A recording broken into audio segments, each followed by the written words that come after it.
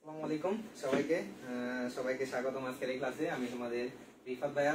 তোমাদের যে ক্লাস হচ্ছিল তোমাদের SSC 26 test exam booster course, সেটার অনলাইন ক্লাসের ধারাবাহিকতায় আমাদের আজকে ফিজিক্সের সেকেন্ড ক্লাস হচ্ছে। ক্লাসটা হবে, তোমরা টপিকের নাম দেখেই বুঝতে পারছো, কাজ শক্তি ক্ষমতা। তো এই চ্যাপ্টারের উপর আমরা ক্লাসটা নেব এবং আশা করি এই ক্লাস করলে তোমাদের ম্যাক্সিমাম জিনিস এখান থেকে যেগুলো পরীক্ষায় আসার মতো, প্লাস কিছু বেসিক কোয়েশ্চেন যেগুলো তোমাদের একদম ক্লিয়ার হয়ে যাবে। তো তোমরা যারা ক্লাসে আসবা, আশা করি ক্লাসটা শুরু থেকে শেষ পর্যন্ত মনোযোগ দিয়ে করবা এবং এটা তোমাদের জন্য খুবই ইফেক্টিভ হবে। তো তোমরা একটু ক্লাসটা একটু শেয়ার করে দিও, যাতে তোমাদের সব ফ্রেন্ডরা সবাই এই সুযোগটা পায়, যেহেতু এটা একদম তোমাদের জন্য বিনামূল্যে একটা কোর্স এবং আমাদের রেগুলার বেসিসে কিন্তু এই ভিডিওগুলো রুটিন ওয়াইজ আসতে থাকবে। তো আমাদের আজকে ফিজিক্সের ধারাবাহিকতায় সেকেন্ড ক্লাসটা হচ্ছে। তো এরপরে আমরা এরকম ধারাবাহিকতায় তোমাদের যে সিলেবাসের যে অধ্যায়গুলো, আমরা সব অধ্যায় এরকম আমরা ক্লাস নিয়ে আসার চেষ্টা করবো। তো তোমাদের যে কাজটা হবে, তোমরা একটু শেয়ার করে দাও তোমাদের ফ্রেন্ডদের। আমরা একটু সময় নেই তো যাতে সবাই জয়েন হতে পারে, দেন আমরা শুরু করব।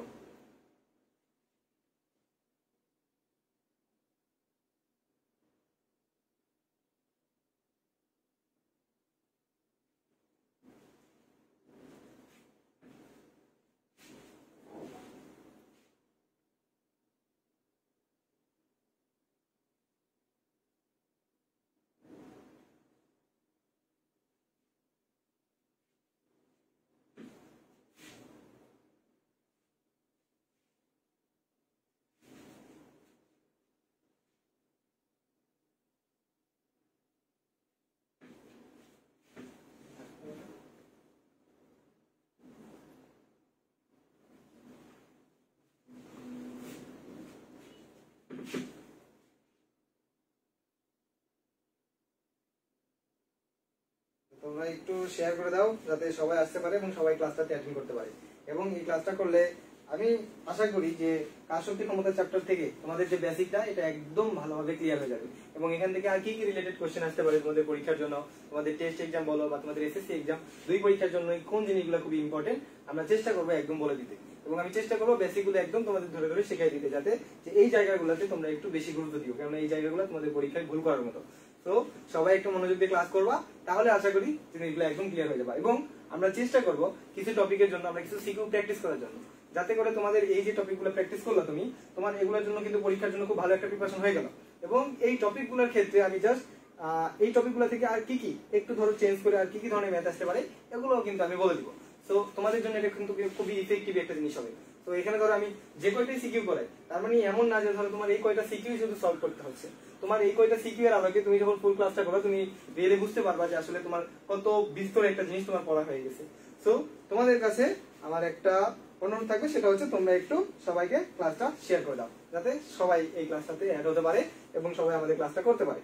এবং বললাম তো যে তোমাদের জন্য রেগুলার বেসিসে আমাদের এই ক্লাসগুলো কিন্তু আসতে থাকবে এবং তোমরা এর জন্য নিয়মিত চোখ রাখবা। পেসমেকারের ফেসবুক গ্রুপ এবং পেসমেকারের ফেসবুক যে পেজ আছে, এখানে তোমরা একটু চোখ রাখবা। সেখানে আমাদের রেগুলার বেসিসে সব সাবজেক্টের ক্লাসগুলো দেওয়া থাকবে এবং তোমাদের ফিজিক্স ক্লাস, আমি তোমাদের রিফার দেয়, আমি তোমাদের ফিজিক্স ক্লাসটা রেগুলার নেওয়ার চেষ্টা করবো। তোমাদের ফিজিক্স এটা হচ্ছে সেকেন্ড ক্লাস, রুটিন অনুযায়ী আমরা এই একই ধারাবাহিকতায় আমরা সবগুলো ক্লাস নেওয়ার চেষ্টা করবো। তো তোমাদের কাজ হচ্ছে পেসমেকারের ফেসবুক গ্রুপ এবং পেজটাতে এগুলা একটু রেগুলার চোখ রাখা, যাতে করে তোমরা ক্লাসগুলো করতে পারো।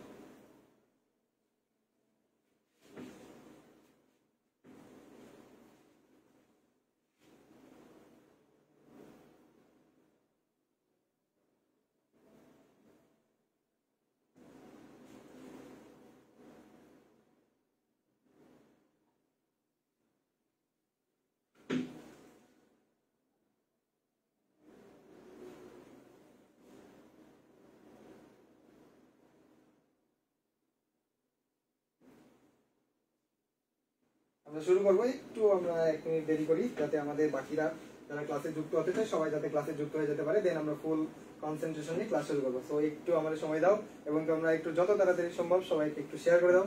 আমাদের বন্ধু বান্ধব যারা আছে, আমাদের ক্লাসমেট যারা আছে, সবাইকে শেয়ার করে দাও। বিভিন্ন গ্রুপে যারা অ্যাড আছো সেখানেও শেয়ার করে দাও, যাতে সবাই মানে আমাদের ক্লাসটাতে অ্যাড হতে পারে।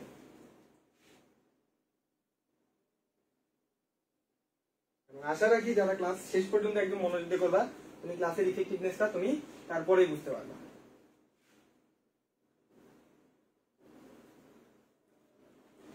আচ্ছা ভাই, দেখো আমরা শুরু করি। তো তারপরে আস্তে আস্তে আমাদের আরো কথা হবে, তোমরা শেয়ার করতে থাকো এবং ক্লাসটা মনোযোগ দিয়ে করতে থাকো। দেখো তো আমরা এই চ্যাপ্টারে ম্যাক্সিমাম যে জিনিসগুলো একটু টপিক ভালোভাবে ক্লিয়ার করার চেষ্টা করবো। তোমাদের কাজ হচ্ছে ভাই একদম খাতা কলম নিয়ে একদম নোট করে করে পড়া। এবং আমি বললাম তো যে শুধুমাত্র আমি ধরো একটা সিকিউ করাইলাম, এর মানে যে আমি শুধু একটা করাবো এমনটা না। ওইখান থেকে আমি বলে দিব যে এখান থেকে ভাই আর কি কি ধরনের কোশ্চেন আসতে পারে, তো তোমরা একটু সেটা নোট করে দিবা। তো সবার আগে দেখো আমরা কাজ নিয়ে একটু বেসিক কনসেপ্ট, যেটা তোমরা কাজের সংজ্ঞায় সবাই জানো। যে মনে করো কোন একটা বস্তু, সাপোজ মনে করো এইটা হচ্ছে একটা বস্তু আমাদের, সাপোজ মনে করো এইটা একটা বস্তু। তো এই বস্তুটা মনে করো এই তলের উপর আছে, এই তলের উপর এই বস্তুটা আছে। সাপোজ মনে করো এই তলের উপর এই বস্তুটা আছে এবং এই তলের উপর কোনো ঘর্ষণ নেই, মানে ঘর্ষণ বিহীন একটা তলে এই বস্তুটা আছে। তো বস্তুটার নাম ধরো এই বস্তু, বস্তুটার নাম ধরো এই বস্তু। এখন মনে করো এই বস্তুর উপর তুমি একটা বল প্রয়োগ করলা, মনে করো বস্তুর উপর বল প্রয়োগ করলা, এর একটা বল প্রয়োগ করলা এবং এই বল প্রয়োগ করার ফলে মনে করো বস্তুটা এর জায়গা থেকে সরণ হইলো। মনে করো এ এখানে আসিল, এখান থেকে ধরো তার জায়গা থেকে বস্তুটা সরে এই জায়গায় আসছে, এই জায়গায় আসছে, এই একই বস্তু এই বস্তুটাই আসছে এবং তার সরণ হয়েছে এইটুকুর মধ্যে মনে করো 2 মিটার। তাহলে দেখো তুমি একটা বস্তু, এই বস্তুর উপর এই বস্তুর উপর তুমি বল প্রয়োগ করছো এর বল, এবং বল প্রয়োগের ফলে তোমার একটা নির্দিষ্ট পরিমাণ সরণ হয়েছে, অর্থাৎ এইটুকু সরণ হয়েছে। তখন তোমরা সবাই জানো যে ভাই কাজ হচ্ছে যে বল প্রয়োগের ফলে যদি কোনো বস্তু সরণ হয় তখন তাকে আমরা কাজ বলি। অর্থাৎ কাজ ইকুয়াল আমরা লিখি W ইকুয়াল F S, এটা আমরা সবাই জানি এবং আমরা সূত্র সব জায়গায় এটা ইউজ করি। এখন কথা হচ্ছে যদি এই দুইটার মধ্যে যে কোনো একটা মিসিং হয়, মনে করো তুমি বল প্রয়োগ করছো বাট সরণ হয় না, মনে করো F আছে, মনে করো F আছে, মানে তুমি বল প্রয়োগ করছো বাট সরণ S ইকুয়াল 0, কোনো সরণ হয় না। কেমনে এটা হইতে পারে? মনে করো একটা স্থির দেওয়ালে আমি বল প্রয়োগ করছি, কিন্তু ওই দেওয়ালটাকে ভাঙার মতো বা দেওয়ালটাকে সরানোর মতো এনাফ পরিমাণ বল আমার ছিল না, যার ফলে ওইখানে সরণ হয় নাই। তাহলে ভাই ওইখানে F আছে ঠিক আছে, কিন্তু আমার সরণ নাই। তাহলে দেখো তুমি এই দুইটা গুণ করলে কিন্তু কাজ 0 হয়ে যাবে। তখন আমি ওখানে বলতে পারবো যে ওইখানে W ইকুয়াল 0, অর্থাৎ কোনো কাজ হয়নি। তার মানে বলও থাকতে হবে, তার সাথে সাথে সরণও থাকতে হবে। দুইটার মধ্যে যদি একটাও মিসিং হয় তাহলে আমাদের ওইখানে কোনো কাজ হবে না। তাহলে এটা তোমরা সিম্পল জিনিস জানো যে বল প্রয়োগে যদি বস্তু কণার সরণ হয় তখন আমরা তাকে কাজ বলি, আর কাজ equal W equal F S। এখন শোনো, তোমাদের এটুকু থেকে আরেকটু আপডেট যে জিনিসটা জানতে হবে সেটা হচ্ছে, মনে করো এই বস্তু দেখো তুমি এইদিকে বল প্রয়োগ করছো, তোমার সরণ এইদিকে হয়েছে। দেখো তোমাদের আরো একটা জিনিস জানার কথা যে ভাই এই যে আমরা বল প্রয়োগ করলাম এই এফটা কিন্তু একটা ভেক্টর রাশি, তার মানে এর একটা দিক আছে। অর্থাৎ এই এফটা হচ্ছে তোমাদের ভেক্টর রাশি, তার মানে এই এফ এর অবশ্যই একটা দিক আছে। আবার এই যে সরণও কিন্তু ভেক্টর রাশি, তার মানে সরণেরও কিন্তু একটা নির্দিষ্ট দিক আছে, এই সরণেরও একটা দিক আছে। তো দেখো তুমি এখানে শুধু মান নিলা, আবার সরণ এস এরও শুধু মান নিলা, তো এদের কিন্তু একটা নির্দিষ্ট দিক আছে। তো তুমি যখন কাজ ক্যালকুলেট করতে যাবা, দেখো এখানে বলের দিক কোন বরাবর? এই দিক বরাবর। সরণের দিক কোন বরাবর? এই দিক বরাবর। দেখো বলের দিক যে দিক বরাবর, সরণের দিকও সেম দিক বরাবর, এই জন্য আমরা W equal F S use করছি। কিন্তু যদি এমন হইতো যে একটা চিন্তা করো, মনে করো বল প্রয়োগ করছো এইদিকে তোমার বলের দিকটা হচ্ছে এইদিকে, কিন্তু বস্তু কণার সরণ এইদিকে হয় না। বস্তু কণার সরণ হয়েছে কি এই বলের দিকের সাথে, মনে করো এইদিকে একটা কোণ করে, অর্থাৎ সরণটা হয়েছে এইদিকে, মনে করো S হয়েছে এইদিকে, আর তোমার যে বল এই এফটা হয়েছে এইদিকে, অর্থাৎ এই দিক বরাবর। অর্থাৎ তুমি যেই দিকে বল প্রয়োগ করছো বস্তুর সরণ সেই দিকে হয় নাই, বরঞ্চ তোমার বলের দিকের সাথে একটা কোণ করে অন্যদিকে সরণ হয়েছে। তখন কিন্তু ভাই আমার শুধু এই সূত্রটা বসাইলে আর হবে না, তখন আমাদের আরেকটু আপডেট লেভেলে চিন্তা করতে হবে। কি সেটা হচ্ছে, তখন আমাদের এই ভেক্টর রাশির গুণ সম্পর্কে তোমাদের জানতে হবে। ভেক্টর রাশির আমরা দুই ধরনের গুণ পাই, একটা হচ্ছে ডট গুণন আর একটা হচ্ছে ক্রস গুণন। যখন তোমরা ইন্টারে যাবা তোমরা এগুলো পড়বা। আমি জাস্ট একটু বেসিক তোমাদের জন্য যেটুকু দরকার আমি একটু বলি। সেটা হচ্ছে এই যে কাজ যেটা আমরা লিখি, এই কাজ ডাব্লুটা হচ্ছে একটা স্কেলার রাশি। এখন তোমাদের প্রশ্ন হতে পারে ভাই বল ভেক্টর রাশি, সরণ ভেক্টর রাশি, কিন্তু কাজটা স্কেলার রাশি। কেন স্কেলার রাশি? দেখো তো এই যে আমি বললাম না যে ভেক্টর রাশি দুইটা গুণন হয়, একটা হচ্ছে ডট গুণন আর একটা হচ্ছে ক্রস গুণন। তো আমাদের যে কাজটা, এই কাজটা হচ্ছে এই বল আর সরণের ডট গুণনের সময়, অর্থাৎ এই কাজ W equal F dot S, অর্থাৎ এই কাজটা হলো আমাদের বল আর সরণের ডট গুণনের সমান। আর এই ডট গুণনকে বলা হয় স্কেলার গুণন। অর্থাৎ স্কেলার গুণন কাকে বলে? যখন এরকম দুইটা ভেক্টর রাশির গুণনের ফলে একটা স্কেলার রাশি পাওয়া যায়, যেমন এখানে বলটাও ভেক্টর রাশি, সরণটাও ভেক্টর রাশি, এর গুণনে আমরা কি পাইছি? স্কেলার রাশি কাজ পাইছি। এই ধরনের গুণনকে আমরা ডট গুণন বলি। এখন শোনো, এই F ডট S এর ফলে আমাদের পরবর্তীতে যে জিনিসটা আছে সেটা হচ্ছে F S cos থিটা। তো এইটা আমাদের সূত্রটা একটু আসে। তো এই থিটাটা কি? এই থিটাটা হলো এই F এবং S এর মধ্যবর্তী কোণ। তাহলে আশা করি এখন তোমরা এখানে বুঝতে পারার কথা যে কোনো একটা বস্তুর উপর বল প্রয়োগ করছি এই দিক বরাবর, মনে করো সরণ এইভাবে থিটা কোণে হয়েছে, সরণ থিটা কোণে হয়েছে, তাহলে সেক্ষেত্রে কাজ W equal F S cos theta. তাহলে এখন তোমরা বলতে পারো যে ভাই এতদিন যে সূত্রটা শিখলাম এটা কি ভুল শিখলাম, এটা কি রং? না, এটা রং না, এটা ততক্ষণ পর্যন্ত ঠিক আছে। দেখো তুমি এখানেই দেখো, বসাও। তুমি এখানে ধরো প্রথমে বল প্রয়োগ করছিলে এইদিকে, সরণ হয়েছিল এইদিকে, তার মানে বল আর সরণের মধ্যবর্তী কোণ কত ডিগ্রি? বল আর সরণের মধ্যবর্তী কোণ 0 ডিগ্রি। তবে এখানে cos θ ভ্যালু 0 বসাও, দেখো cos θ ভ্যালু 0 বসাও, দেখো fs cos 0 ডিগ্রি। তাহলে cos 0 ডিগ্রি ভ্যালু কত আসবে? 1 1 দিয়ে গুণ করলে কত আসবে? fs। তাহলে fs দেখো এখানে w fs আসে। তার মানে এই সূত্র ততক্ষণ পর্যন্ত আমি অ্যাপ্লাই করতে পারবো ভাই যতক্ষণ পর্যন্ত আমার বল যেদিকে প্রয়োগ করতেছি সরণ সেই দিকেই হচ্ছে, ততক্ষণ পর্যন্ত আমি w fs ইউজ করতে পারবো। কেননা ওইখানে বল আর সরণের মধ্যবর্তী কোণ কত ডিগ্রি হয়? 0 ডিগ্রি হয়। আর তখন যখন তুমি থিটার ভ্যালু 0 ডিগ্রি বসাবা তখন cos 0 ডিগ্রি ভ্যালু কত হয়ে যাবে? 1 হয়ে যাবে। তখন w আমি fs লিখতে পারবো। তাহলে এখন দেখো এটা এই ততক্ষণ পর্যন্ত খাটবে যতক্ষণ পর্যন্ত আমার এই যে বল যেদিকে প্রয়োগ হয়েছে সেদিকে সরণটাও সেদিকে হচ্ছে। বুঝতে পারছো? কিন্তু যেই মাত্র আমার বল প্রয়োগ হচ্ছে একদিকে, সরণটা তার সাথে কোণ করে থিটা করে আরেক দিকে চলে গেছে, তখন আমি শুধু w fs বসাইলে হবে না, তখন আমার এই যে ডট গুণনের কনসেপ্টে যাইতে হবে। তখন আমার বসাইতে হবে w fs cos θ, w fs cos θ, w fs cos θ, আর এই থিটাটা হচ্ছে বল আর সরণের মধ্যবর্তী কোণ। তাহলে আমি যদি এখন একটা ম্যাথ বলি, মনে করো এটা একটা বস্তু, এটা একটা বস্তু, এই বস্তুর উপর তুমি বল প্রয়োগ করছো f 5 নিউটন, বল প্রয়োগ করছো f 5 নিউটন, 5 নিউটন এই বরাবর। তাহলে এই বলের দিকে এই বরাবর হলে তাহলে বলের দিকে এইদিকে এই বরাবর সেম জাস্ট বর্ধিত করছি। কিন্তু এই বস্তুকণার সরণ যদি এইদিকে হয়তো তাহলে w fs বসালে আমার কাহিনী শেষ। কিন্তু বস্তুকণার সরণ কি হলো? এইদিকে না হয়ে বস্তুকণার সরণে চলে গেল একটা কোণ করে। মনে করো এই কোণটা 60 ডিগ্রি, মনে করো 60 ডিগ্রি কোণ করে বস্তুকণার সরণ এইদিকে হয়েছে, সরণ এইদিকে হয়েছে। তাহলে এখন এটার ক্ষেত্রে কাজ কি হবে ভাই? তখন এটার ক্ষেত্রে কিন্তু শুধুমাত্র w fs বসালে হবে না, তখন আমাদের জন্য লাগবে সেটা হচ্ছে w fs cos θ। তখন আমরা এই সূত্রটা ইউজ করব। তাহলে এখন দেখো এখান থেকে আমরা f এর ভ্যালু কত? f এর ভ্যালু 5, f এর ভ্যালু 5 ইনটু সরণের ভ্যালু s কত? s এর ভ্যালু ধরো, আচ্ছা সরণে একটা ভ্যালু দিলাম, ধরো 5 মিটার, ধরো 5 মিটার, সরণ s ইকুয়াল 5 মিটার। মনে করো সরণ s ইকুয়াল 5 মিটার দিলাম আমরা, s ইকুয়াল 5 মিটার। তাহলে এখন দেখো সরি, তাহলে s এর ভ্যালু আমরা 5 নিলাম, 5 ইনটু এদের মধ্যবর্তী কোণ কত ডিগ্রি? cos 60 degree. তাহলে দেখো cos 60 ডিগ্রি। এখান থেকে যে অ্যানসারটা বের হবে এটা হলো এই বল এবং সরণের ফলে পৃথকায়। তাহলে বুঝতে পারছো কখন তোমরা w fs ইউজ করতে পারবা, কখন তোমরা w fs cos θ ইউজ করবা। তাহলে এই যে w fs cos θ এটা আমার সার্বজনীন, তুমি সব জায়গায় ইউজ করতে পারবা। কিন্তু w fs এটা তখনই ইউজ হচ্ছে যখন আমার বল প্রয়োগের ফলে বলের দিক আর সরণের দিক সেম, অর্থাৎ যখন থিটার ভ্যালুটা 0 ডিগ্রি হচ্ছে তখন এই cos θ ভ্যালুটা 1 হয়ে যাচ্ছে, তখন আমি কিন্তু শুধুমাত্র w fs চাইলে ইউজ করতে পারবো। আদারওয়াইজ আমাকে সবসময় w fs cos θ ইউজ করতে হবে। বোঝা গেল? আশা করি কাজের এই কনসেপ্টটা তোমাদের জন্য বোঝা মানে খুবই ইজি হয়ে গেল। তাহলে এখন শোনো, তাহলে তোমাদের জন্য দেখবা ম্যাক্সিমাম জায়গায় w fs টা আছে, কিন্তু আসলে w fs cos θ টা কখন হয় আর কখন আমরা ইউজ করবো এটাও বুঝতে পারো। আর একটা জিনিস তোমাদের জন্য খ নম্বরে এই কোশ্চেনটা আসে যে ধরো কাজ একটা স্কেলার রাশি, বল এবং সরণের গুণের ফলে তো কাজ পাওয়া যায়। তাহলে দুইটা ভেক্টর রাশির গুণনে কেমনে একটা স্কেলার রাশি পাওয়া যায়? তখন বলবা যে ভেক্টর রাশি গুণন দুই ভাবে হয় ভাই, একটা হচ্ছে ডট গুণন এইভাবে লেখা হয়, আর একটা ক্রস গুণন এইভাবে লেখা হয়। তাহলে ডট গুণনটা হচ্ছে এই ডট গুণনের আরেক নাম হলো স্কেলার গুণন, অর্থাৎ দুইটা ভেক্টর রাশি গুণ করে যদি এরকম একটা স্কেলার রাশি পাওয়া যায় তখন এই গুণনটাকে আমরা বলি ডট গুণন বা স্কেলার গুণন। আর ক্রস গুণনটা হচ্ছে একটা ভেক্টর গুণন, অর্থাৎ দুইটা ভেক্টর রাশি গুণে যদি একটা ভেক্টর রাশি পাওয়া যায় তখন এই ধরনের গুণকে আমরা বলি ক্রস গুণন। তো তোমাদের সিলেবাসে এত কিছু নাই, জাস্ট কাজের জন্য এই ডট গুণনটা একটু নিয়ে আসতে হয়েছে। তো এইটুকু মনে রাখো যে কাজটা হলো বল এবং সরণের ডট গুণনের ফসল। আশা করি এইটুকু বুঝতে পারছো।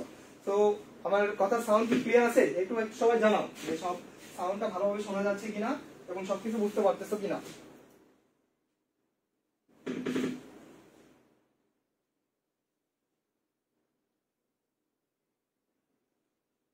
সাউন্ড কি ক্লিয়ার আছে নাকি কোনো প্রবলেম আছে জানাও, যদি কোনো প্রবলেম থাকে একটু জানাও, তাহলে একদম ক্লিয়ার হবে না যে না কোনো প্রবলেম হচ্ছে না।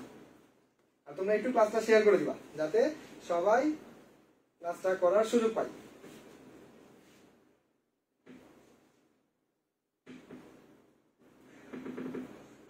সবাইকে একটু শেয়ার করে দাও, ক্লাসটা করার সুযোগ করে দাও সবাইকে।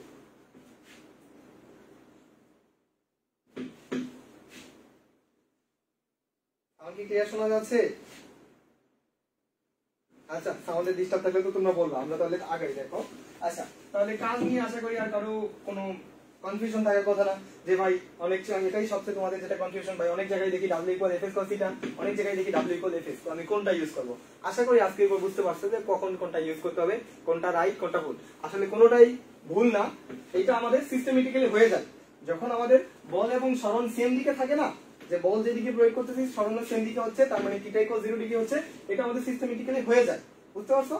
কিন্তু এইটা ধরে যদি তুমি বলবে বসে থাকো যে W = Fs এটাই একটা সূত্র, তাহলে কিন্তু তুমি যখন এই θ = 0 ডিগ্রি না হয়, অর্থাৎ বল যেদিকে যাবে, এখানে ধরো বল এইদিকে আছে, বল যেদিকে হবে সরণটাও যদি এইদিকে না হয়ে একটা কোণ করে যায়, তখন কিন্তু তুমি এইটা ইউজ করতে গেলে আটকে যাবে। আশা করি আজকের পর থেকে কখনো আর এই কখন W = Fs আর কখন W = Fs cos θ এই সূত্র ইউজ করবে, এটা নিয়ে কোনো প্রবলেম হবে না। সো ক্লিয়ার আছে সবাই? আচ্ছা, তারপরে আমরা দেখো এর পরের কনসেপ্টে যাই, সেটা হচ্ছে এরপরে যে জিনিসটা আমরা পড়বো সেটা হচ্ছে স্প্রিং। তো দেখো আমরা একটু স্প্রিং নিয়ে কথাবার্তা বলি। তো স্প্রিং সবাই দেখছো ছোটবেলায়, স্প্রিং এর একটা ধর্ম আছে কি বলো? স্প্রিং কে এরকম টেনে ছেড়ে দিলে আবার আগের জায়গায় ফিরে যায়, অথবা তুমি যদি স্প্রিং কে এরকম সংকুচিত করো তাহলে কি করে আবার আগের জায়গায় ফিরে আসে। আর একটা জিনিস দেখা কথা, যত এটা নরমাল সিম্পল জিনিস, তোমাদের যারা ছোটবেলায় স্প্রিং নিয়ে খেলছো তারা এটা বলতে পারবা যে ধরো তুমি একটা স্প্রিং কে এরকম টেনে ধরে রাখলা, তো টেনে ধরে রাখলে কি করে স্প্রিংটাও তোমার হাতের উপর একটা বল প্রয়োগ করে না, স্প্রিংটা তার আগের জায়গায় ফিরে যেতে চায়, এরকমটা হতে চায় না। আবার সেম ওয়ে একটা স্প্রিংকে তুমি ধরো সংকুচিত করে দিলা, তখন স্প্রিংটা কি করতে চায় আবার বল ব্যাক করে আবার আগের জায়গায় ফিরে আসতে চায়। তার মানে এটা স্প্রিং এর ধর্ম, অর্থাৎ স্প্রিংকে তুমি সংকুচিত করো বা স্প্রিংকে প্রসারিত করো, স্প্রিংটা তোমার হাতের উপর একটা বল প্রয়োগ করবে, এটা হচ্ছে একটা স্প্রিং এর ধর্ম। তো এখান থেকে আমরা স্প্রিং সম্পর্কে একটু কিছু জানার চেষ্টা করি। দেখো, তো মনে করো আমাদের একটা স্প্রিং, তো মনে রাখো, দেখো এটা মনে করো আমাদের নরমাল একটা স্প্রিং, তো এটা আমাদের একটা স্প্রিং। এখন এই স্প্রিংটা আমি কি করলাম, এটা হচ্ছে নরমাল স্প্রিং, এটাকে আমি টানিও নাই, এটাকে আমি সংকুচিত করি নাই, বুঝতে পারছো? এখন মনে করো এই স্প্রিংটাকে যদি আমি টানে একটু প্রসারিত করতে চাই, তাহলে স্প্রিংটার মাথা ধরে আমাকে টান দিতে হবে না, এদিকে মাথা ধরে টান দিতে হবে না, তার মানে এই স্প্রিং এর এই মুক্ত প্রান্তে আমাকে বল প্রয়োগ করতে হবে না। তো মনে করো এই স্প্রিং এর মুক্ত প্রান্তে আমি বল প্রয়োগ করে স্প্রিংটাকে একটা নির্দিষ্ট পরিমাণ আমি প্রসারিত করলাম বা স্প্রিংটাকে একটা নির্দিষ্ট পরিমাণ টানলাম। মনে করো এই কন্ডিশনটা হচ্ছে এইরকম,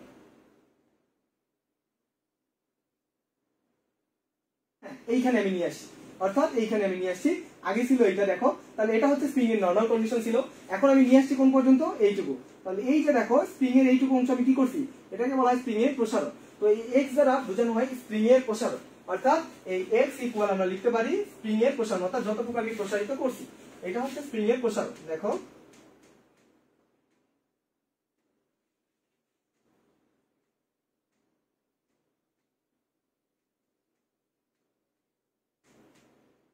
প্রসারণ। আচ্ছা, এইটুকু যদি বুঝে থাকো, মনে করো আমি এইখানে ধরো টেনে ধরে রাখছি, তাহলে আমি যদি এইখানে টেনে ধরে রাখি, এই স্প্রিংটা আমার হাতের উপর একটা বল প্রয়োগ করবে না, কোন দিকে বল প্রয়োগ করবে বলো দেখি? এই স্প্রিংটা আমার হাতের উপর এই দিকে একটা বল প্রয়োগ করবে, মনে করো সেটা এফ, আর আমি এটাকে স্প্রিংকে এইখানে টেনে ধরে রাখছি। এখন শোনো, এক হাতে এটা ধরে রাখছি, আবার আর এক হাতে করছি কি এরকম আরো একটা স্প্রিং নিছি, নেওয়ার পর আর এক হাতে করছি কি এই স্প্রিংটাকে আরো বেশি প্রসারিত করছি, করে দেখো স্প্রিংটাকে নিয়ে আসছি আমি এইরকম একটা জায়গায়। তাহলে এখন দেখো এই স্প্রিং এর কতটুকু প্রসারিত করছি, স্প্রিং এর নরমাল পজিশন কোনটা ভাই? স্প্রিং এর নরমাল পজিশন হচ্ছে এইটা, স্প্রিং এর নরমাল পজিশন এইটা। তাহলে এইটাকে দেখো আরো বেশি প্রসারিত করলাম, মনে করো সেটা এক্স ড্যাশ পরিমাণ প্রসারিত করলাম, এবং দেখে বোঝাই যাচ্ছে যে ভাই এই এক্স ড্যাশটা এই এক্স এর থেকে কি হবে, বড়, এই এক্স ড্যাশটা গ্রেটার দ্যান এক্স। তাহলে দেখো আমি ধরো এটা নরমাল স্প্রিং, এই নরমাল স্প্রিং এর আমি তিনটা স্প্রিং নিছি, তো একটা স্প্রিং কে এইটুকু প্রসারিত করে এখানে ধরে রাখছি হাত দিয়ে, আরেকটা স্প্রিং কে এইটুকু প্রসারিত করে হাত দিয়ে ধরে রাখছি। তো স্প্রিংটা কি চাবে বলতো, আমার হাতটাকে কিন্তু নিয়ে যেতে চাবে, অর্থাৎ তার আগের জায়গায় ফিরে, মানে এইদিকে আমার হাতের উপর একটা বল প্রয়োগ করবে। ঠিক তেমনি আমি এই স্প্রিংটাকে এখানে ধরে রাখছি, আমার এই হাতের উপরে কিন্তু এই স্প্রিংটাও একটা বল প্রয়োগ করবে। এখন বলো তো ভাই কোন স্প্রিংটা আমার হাতের উপর বেশি বল প্রয়োগ করবে, ওইদিকে যাইতে যাবে? অবভিয়াসলি তোমরা বলবা যে ভাই এই স্প্রিংটা। কেন? তখন তোমরা বলবা যে ভাই এই স্প্রিং এর যে সরণটা আমি ঘটাইছি এটা বেশি। তাহলে এখান থেকে আমি বলতে পারি যে এই স্প্রিং এর যে সরণটা হবে এই সরণটাই নির্ভর করে, অর্থাৎ এই সরণটার উপরে নির্ভর করে স্প্রিংটা কতটুকু বল প্রয়োগ করবে আমার হাতের উপর। তাহলে এইখানে যে বলটা এটা যদি এফ হয় এবং এইখানে যে বলটা এইদিকে স্প্রিংটা প্রয়োগ করবে এটা যদি এফ ড্যাশ হয়, তাহলে অবভিয়াসলি বোঝার কথা যে এফ ড্যাশটা অনেক বড় হবে এই এফ এর থেকে। কেন বড় হবে? তখন তুমি বলতে পারো যে ভাই এখানে যে সরণটা ঘটাইছেন আপনি, এই সরণটা এই এক্স এর তুলনায় অনেক বেশি, অর্থাৎ এই স্প্রিং এর মুক্তপ্রান্তে যতটুকু সরণ ঘটাইছেন এই স্প্রিং এর মুক্তপ্রান্তের সরণটা তার থেকে বেশি ঘটাইছে। তার কারণে ভাই আমার এই হাতের উপর স্প্রিং কর্তৃক প্রযুক্ত বলটাও বেশি। তাহলে দেখো যখন সরণ কম ঘটাচ্ছ স্প্রিং কর্তৃক প্রযুক্ত বলটা কম, যখন সরণ বেশি ঘটাচ্ছ স্প্রিং কর্তৃক প্রযুক্ত বলটা বেশি। তাহলে যখন কোন সম্পর্কে এরকম হয় যে একটা কিছু কম হইলে আরেকটা কিছু কম হয়, একটা কিছু বেশি হইলে আরেকটা কিছু বেশি হয়, এই ধরনের সম্পর্কে কি বলি আমরা? এই ধরনের সম্পর্কে আমরা বলি সমানুপাতিক সম্পর্ক। তাহলে ঠিক এটাই এই স্প্রিং কর্তৃক যে প্রযুক্ত বলটা, এই স্প্রিং কর্তৃক এই প্রযুক্ত বলটা এই স্প্রিং এর তুমি কতটুকু সরণ ঘটাইছো এর উপর নির্ভর করে সবসময়। এবং কেমন নির্ভর করে? এটা সবসময় সমানুপাতিক হয়। অর্থাৎ আমি এই এফ সমানুপাতিক, এখানে এফ সমানুপাতিক এক্স আমি লিখতে পারবো। আবার এইখানে আমি কি লিখতে পারবো? এইখানে যেহেতু আমি এফ ড্যাশ ধরছি, অর্থাৎ এই এফ ড্যাশ সমানুপাতিক এক্স ড্যাশ। অর্থাৎ যখন আমি স্প্রিং এর সরণটা কম ঘটাচ্ছি সেই বলটা কম হচ্ছে স্প্রিং কর্তৃক প্রযুক্ত বল, যখন আমি স্প্রিং এর সরণটা বেশি ঘটাচ্ছি স্প্রিং কর্তৃক প্রযুক্ত বলটাও বেশি হচ্ছে। তাহলে এখান থেকে আমি বলতে পারি যে স্প্রিং এর সরণ এবং স্প্রিং কর্তৃক প্রযুক্ত বলটা একে অপরের সমানুপাতিক। এখন তোমাদের বইয়ে যে জিনিসটা করা হয়, এই সমানুপাতিক চিহ্নের এখানে দেখো কি করা হয়, একটা মাইনাস ইউজ করা হয়, মাইনাস এক্স ইউজ করা হয়। এখন দেখো এই মাইনাস দ্বারা কি বোঝায়? এই মাইনাসের আসলে ম্যাথমেটিক্যাল কোনো ভ্যালু নাই। ভ্যালুটা কোথায়? আমি এই স্প্রিংটা এখানে ছিল, সরণ ঘটাইছি কোন দিকে? এইদিকে না? সরণের দিক কোন দিকে? এইদিকে না? সরণের দিকটা হলো এইদিকে। আর স্প্রিংটা আমার হাতের উপর বল প্রয়োগ করছে কোন দিকে? এইদিকে না? তাহলে এই মাইনাস চিহ্ন দ্বারা বোঝানো হয় যে সবসময় সরণ যেই দিকে ঘটানো হবে এই বলটা সবসময় তার বিপরীত দিকে হবে। এখানেও চিন্তা করো, আমি সরণ ঘটাইছি কোন দিকে? এইদিকে না? তাহলে আমার হাতের উপর স্প্রিংটা কোন দিকে বল প্রয়োগ করছে? এইদিকে না? তাহলে দেখো সবসময় সরণ আর এই যে স্প্রিং কর্তৃক প্রযুক্ত বলের দিক, এই দুইটা বিপরীত বোঝানোর জন্য আমাদের এই মাইনাস চিহ্নটা ইউজ করা হয়। তাহলে অনেক সময় ভাই এটা খ নাম্বার কোশ্চেনে আসে, অনেক সময় খ নাম্বার কোশ্চেনে আসে যে ভাই কেন এফ সমানুপাতিক এক্স মাইনাস এক্স ইউজ করা হয়। তাহলে মাইনাস দ্বারা আসলে বোঝানো হয় যে স্প্রিং কর্তৃক সরণ এবং স্প্রিং কর্তৃক প্রযুক্ত বল, অর্থাৎ স্প্রিং এর সরণ এবং স্প্রিং কর্তৃক প্রযুক্ত বল, এটা সব সময় এই দুইজনের দিক পরস্পরের বিপরীত হয়। এই জন্য আমাদের এই মাইনাস চিহ্নটা আসে। আশা করি বুঝতে পারছো। তাহলে ম্যাথমেটিক্যাল ক্যালকুলেশন করার সময় আমরা এই মাইনাসটা নিব না, কারণ ওইখানে আমাদের দিক নিয়ে কোনো কাজ আসে না। তাহলে দেখো আমরা যদি এফ সমানুপাতিক আমরা এক্স লিখি, মনে করো মাইনাস আমরা নিব না। তো আমরা জানি সমানুপাতিক চিহ্ন তুলে দিতে গেলে আমাদের কি নিতে হয়? একটা সমানুপাতিক ধ্রুবক নিতে হয়। তো সমানুপাতিক চিহ্ন তুলে দাও। সমানুপাতিক চিহ্ন তুলে দিতে গেলে একটা স্প্রিং ধ্রুবক নিতে হবে, সেটা হচ্ছে এটাকে আমরা কে দ্বারা প্রকাশ করি, অর্থাৎ এফ ইকুয়াল কে। আর এই কে এর নাম হচ্ছে, এই কে এর নাম হলো স্প্রিং বল ধ্রুবক। এই কে এর নাম হলো স্প্রিং বল ধ্রুবক। এই কে এর নামটা হলো স্প্রিং বল ধ্রুবক। অর্থাৎ এটা এক একটা স্প্রিং এর জন্য এক এক রকম ফিক্স। তো এখন কথা হচ্ছে অনেক সময় বলতে পারে যে কোন একটা স্প্রিং এর স্প্রিং বল ধ্রুবক বলতে কি বোঝো? তো তুমি তখন ভাই এখান থেকে অ্যান্সার করতে পারো। দেখো যদি এফ ইকুয়াল কে এক্স হয়, তো তুমি যদি কে কে এক পাশে রাখো তাহলে কে ইকুয়াল কি লিখতে পারো বলো দেখি ভাই? কে ইকুয়াল লিখতে পারো এফ বাই এক্স। তাহলে এক্স টা কি বলো দেখি ভাই? স্প্রিং এর সরণ, অর্থাৎ মুক্ত প্রান্তে তুমি কতটুকু সরণ ঘটাচ্ছো সেই সরণটা। আর এই এফটা কি বলো? স্প্রিং কর্তৃক প্রযুক্ত বল। তাহলে এটাকে সংজ্ঞার মাধ্যমে বলো যে কোনো একটা স্প্রিং এর এরকম মুক্ত প্রান্তের বা কোনো একটা প্রান্তের যদি তুমি একক সরণ ঘটাও তাহলে স্প্রিংটা যে বল প্রয়োগ করে তাকে আমরা ওই স্প্রিং এর স্প্রিং বল ধ্রুবক বলি। বুঝতে পারছো? তাহলে স্প্রিং বল ধ্রুবকের একক কি হবে বলো? এখান থেকে তুমি বের করতে পারবা এফ এর এককটা কি? এফ এর একক নিউটন আর এক্স এর একক হলো মিটার। তাহলে দুইটা মিলে দেখো নিউটন পার মিটার, অর্থাৎ স্প্রিং বল ধ্রুবকের একক হলো আমাদের নিউটন পার মিটার। দেখো নিউটন পার মিটার, এটা হলো আমাদের স্প্রিং বল ধ্রুবকের একক। আচ্ছা, এখন এইটুকু যদি বুঝে থাকো তাহলে অনেক সময় খ নাম্বার কোশ্চেন আছে কোন একটা স্প্রিং এর স্প্রিং বল ধ্রুবক 5 নিউটন পার মিটার বলতে কি বোঝো? আশা করি তখন ইজিলি পারবা যে স্প্রিং এর মুক্ত প্রান্তে যদি আমরা 1 মিটার সরণ ঘটাই তাহলে সেটি 5 নিউটন বল প্রযুক্ত হয়, অর্থাৎ স্প্রিং কর্তৃক 5 নিউটন বল প্রযুক্ত হয়, তখন সেই স্প্রিং এর স্প্রিং ধ্রুবককে আমরা 5 নিউটন পার মিটার বলতে পারি।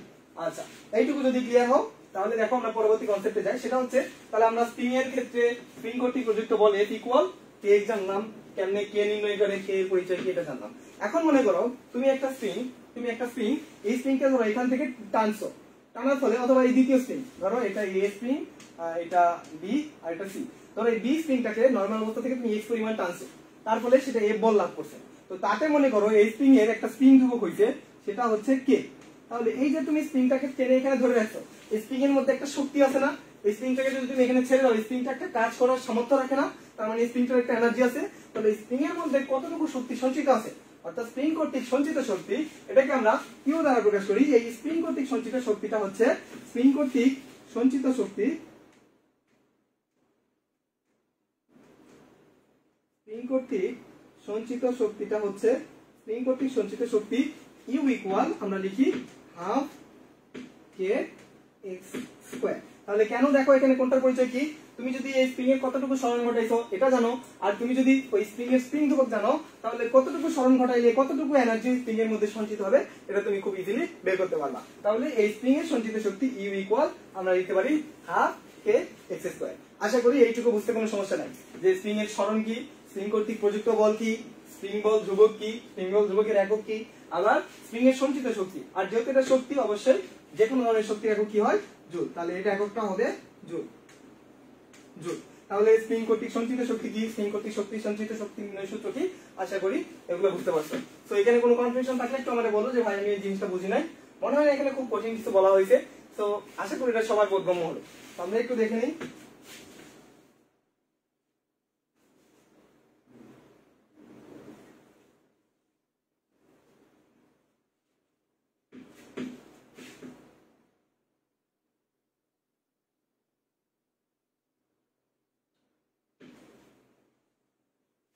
তোমরা একটু ক্লাসটা শেয়ার করে দাও, তোমাদের বন্ধুদের মেনশন দিয়ে দাও যাতে সবাই ক্লাসটা করার সুযোগ পায়।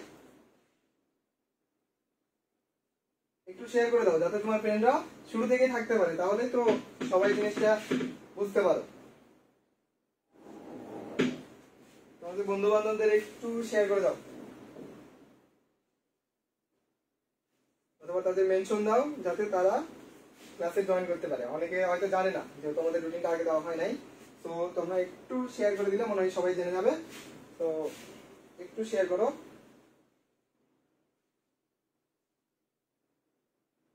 আচ্ছা, আরেকজন বলছে যে আবার বোঝান। আচ্ছা আমি বলতেছি ভাই, দেখো হ্যাঁ হ্যাঁ অবশ্যই বুঝাবো। দেখো, তো এটা ছিল একটা নরমাল স্প্রিং। তো এই নরমাল স্প্রিং কে মনে করো তুমি একটা নির্দিষ্ট পরিমাণ সরণ ঘটাইছো, এক্স পরিমাণ সরণ ঘটাইছো, ঘটায় তুমি হাত দিয়ে এখানে ধরে রাখছো, এখানে ধরে রাখছো। হ্যাঁ, আবার আরে ওই একই পরিমাণ স্প্রিং, ওই একই স্প্রিংটাকে তুমি আরো বেশি সরণ ঘটায় এখানে ধরে রাখছো।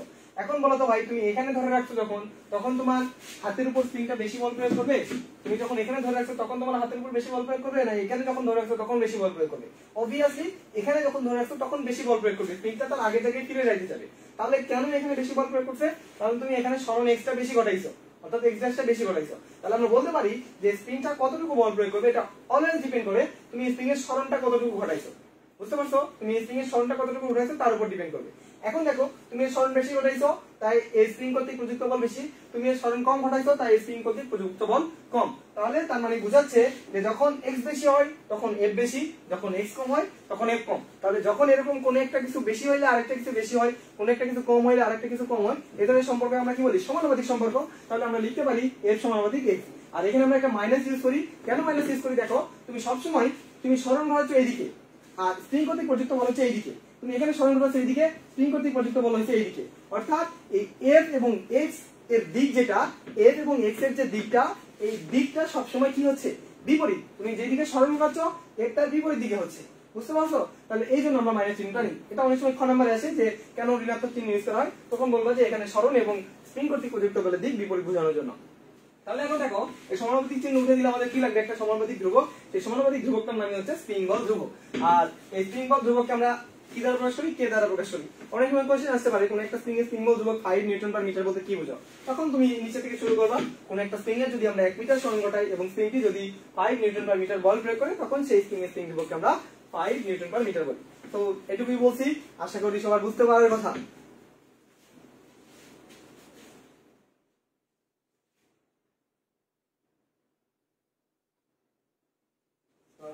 ওয়ালাইকুম আসসালাম। এখন আশা করি সবাই বুঝতে পারবা। তো তোমাদের প্রতি আরেকবার রিকোয়েস্ট থাকবে, তোমরা একটু তোমাদের ফ্রেন্ডদের মেনশন দাও, ফ্রেন্ডদের শেয়ার দাও যাতে সবাই ক্লাসটা করতে পারে। আশা করি ক্লাসটা সবার জন্য ইফেক্টিভ হবে।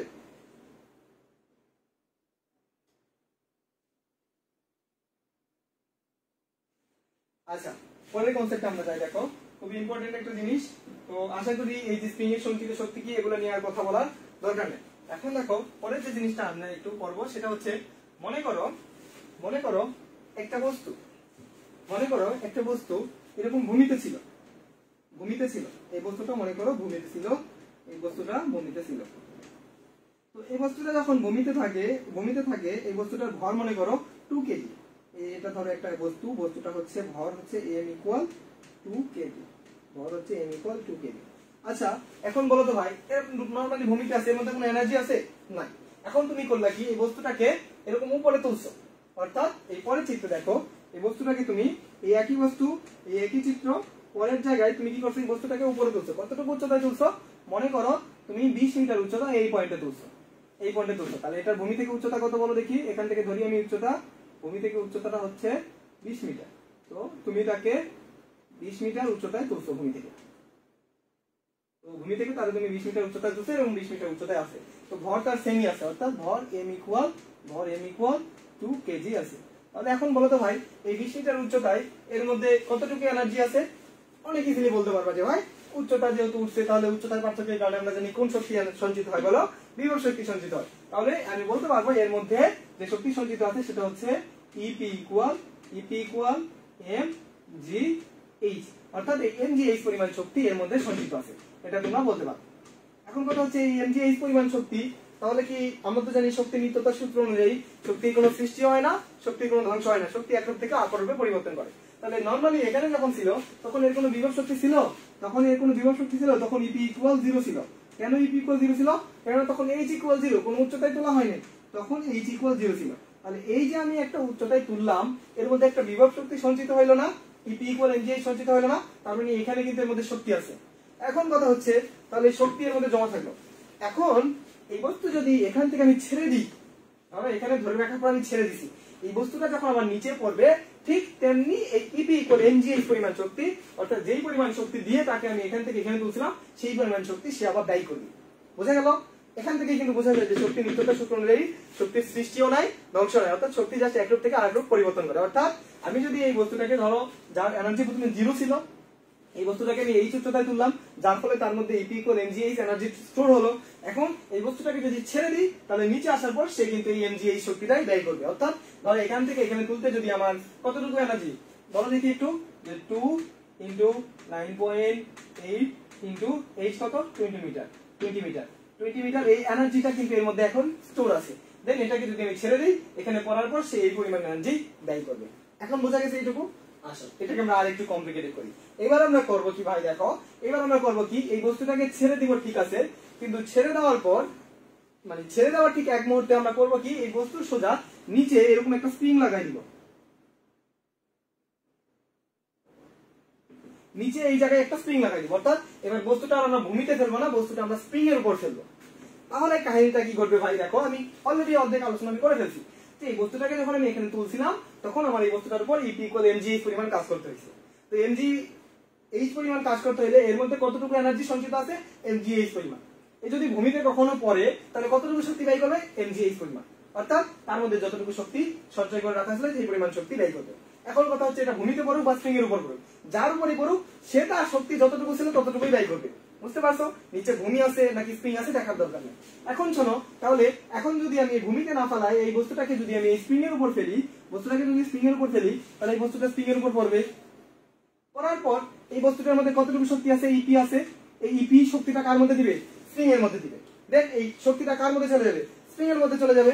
কারণ আমরা জানি শক্তি নিত্যতার সূত্র অনুযায়ী শক্তি সৃষ্টি বা ধ্বংস নেই, অর্থাৎ এই শক্তির ধ্বংস নাই। তুমি একবার যে শক্তি দ্বারা উপরে তুলছো, এই শক্তি সে ব্যয় করবেই। সে ভূমিতে পড়লে মাটির উপর ব্যয় করতো, স্প্রিং এর উপর পড়লে স্প্রিং এর উপর ব্যয় করবে। তাহলে এই বস্তুটা যখন স্প্রিং এর উপর পড়বে, তখন তার মধ্যে যে বিভব শক্তি সঞ্চিত ছিল এটা স্প্রিং এর মধ্যে চলে যাবে। আর আমরা জানি স্প্রিং এর সঞ্চিত শক্তি কি, E ইকুয়াল ½ kx², তখন এটা ½ kx² হিসেবে জমা থাকবে। অর্থাৎ তুমি যখন এরকম একটা বস্তু এই উচ্চতা থেকে একটা স্প্রিং এর উপর পড়বে, তখন তুমি বলতে পারো যে ওই বস্তু এই যে বিভব শক্তি EP ইকুয়াল স্প্রিং এর সঞ্চিত শক্তি U এর সমান হয়ে যাবে। অর্থাৎ এটাই U হয়ে যাবে, স্প্রিং এর সঞ্চিত শক্তি হয়ে যাবে। তাহলে এখন দেখো EP ইকুয়াল মানে কি, ওই বস্তুর বিভব শক্তি ইকুয়াল কি জানো তুমি, mgh। তো m টা হলো বস্তুটার ভর, কতটুকু ভর, যেটা হচ্ছে তার অভিকর্ষ ত্বরণ, আর h টা হচ্ছে কত উচ্চতা থেকে ফেলা দিছে। আর এই শক্তিটা যেহেতু স্প্রিং এর মধ্যে সঞ্চিত শক্তি হয়ে যাবে, আর স্প্রিং এর মধ্যে সঞ্চিত শক্তি কি জানি আমরা, স্প্রিং এর মধ্যে সঞ্চিত শক্তি জানি আমরা U ইকুয়াল ½ kx²। এখন দেখো তোমাকে এখান থেকে যেটা বের করতে বলতে পারে যে এরকম একটা বল এত মিটার উচ্চতা থেকে একটা স্প্রিং এর উপর পড়লো, সেখান থেকে স্প্রিংটা সংকুচিত হবে। তো স্প্রিং ধরো দেওয়া থাকবে এরকম কি একটা ভ্যালু দেওয়া থাকবে, তো বলবে যে ওই স্প্রিং এর কতটুকু সংকোচন হবে, অর্থাৎ তোমাকে x এর ভ্যালু বের করতে হবে। তখন তুমি কি বলবা, এই সমীকরণটাকে আরেকটু মডিফাই করে নাও। এই সমীকরণটাকে আরেকটু মডিফাই করে নিলে কি হবে, দেখো এই 2টা এই পাশে ভাগ আছে, ওই পাশে বার করে দাও, গুণ হবে। তাহলে দেখো অতএব এই পাশে kx² স্কয়ার ইকুয়াল এই 2টা ওই পাশে বার করে দাও, তাহলে 2mgh 2mgh। দেন আমার কি লাগবে বলো তো, এটা এই পাশে কি আছে, গুণ আছে, ওই পাশে বার করে দাও ভাগ, আর এটা ওই পাশে রুট হয়ে যাবে। তাহলে আমি কি লিখতে পারি, অতএব x ইকুয়াল আমি লিখতে পারি 2mgh বাই x, আর এই স্কয়ারটা mgh বাই k x হবে কেন mg,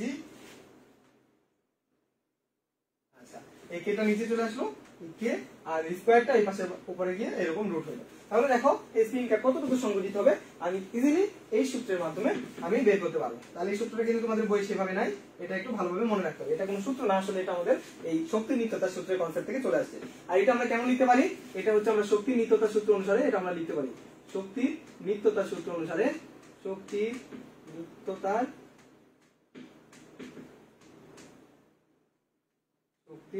নিত্যতা সূত্র অনুসারে আমরা EP ইকুয়াল ইউ লিখতে পারি। অর্থাৎ সিম্পল কথা মনে রাখো, কোন একটা বস্তু যদি এই সূত্রটা থেকে কোন একটা স্প্রিং এর উপর পড়ে, তাহলে এই বস্তুর মধ্যে যতটুকু বিভব শক্তি ছিল সেটাই স্প্রিং এর সঞ্চিত শক্তি হিসাবে কাজ করবে। অর্থাৎ ওই বস্তুর বিভব শক্তি ইকুয়াল স্প্রিং এর সঞ্চিত শক্তি। আশা করি বুঝতে পারছো।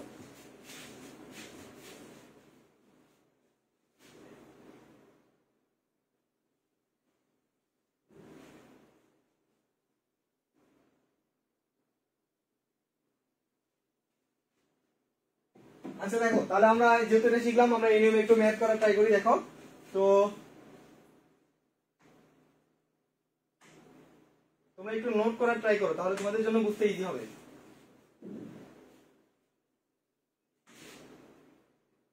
দেখো এই যে আমাদের ম্যাথটা চলে আসছে, যে বলছে দেখো 2 কেজি ভরের একটি বস্তু বা একটি পাথরকে 30 মিটার উঁচু হতে মুক্তভাবে ছেড়ে দেওয়া হলো।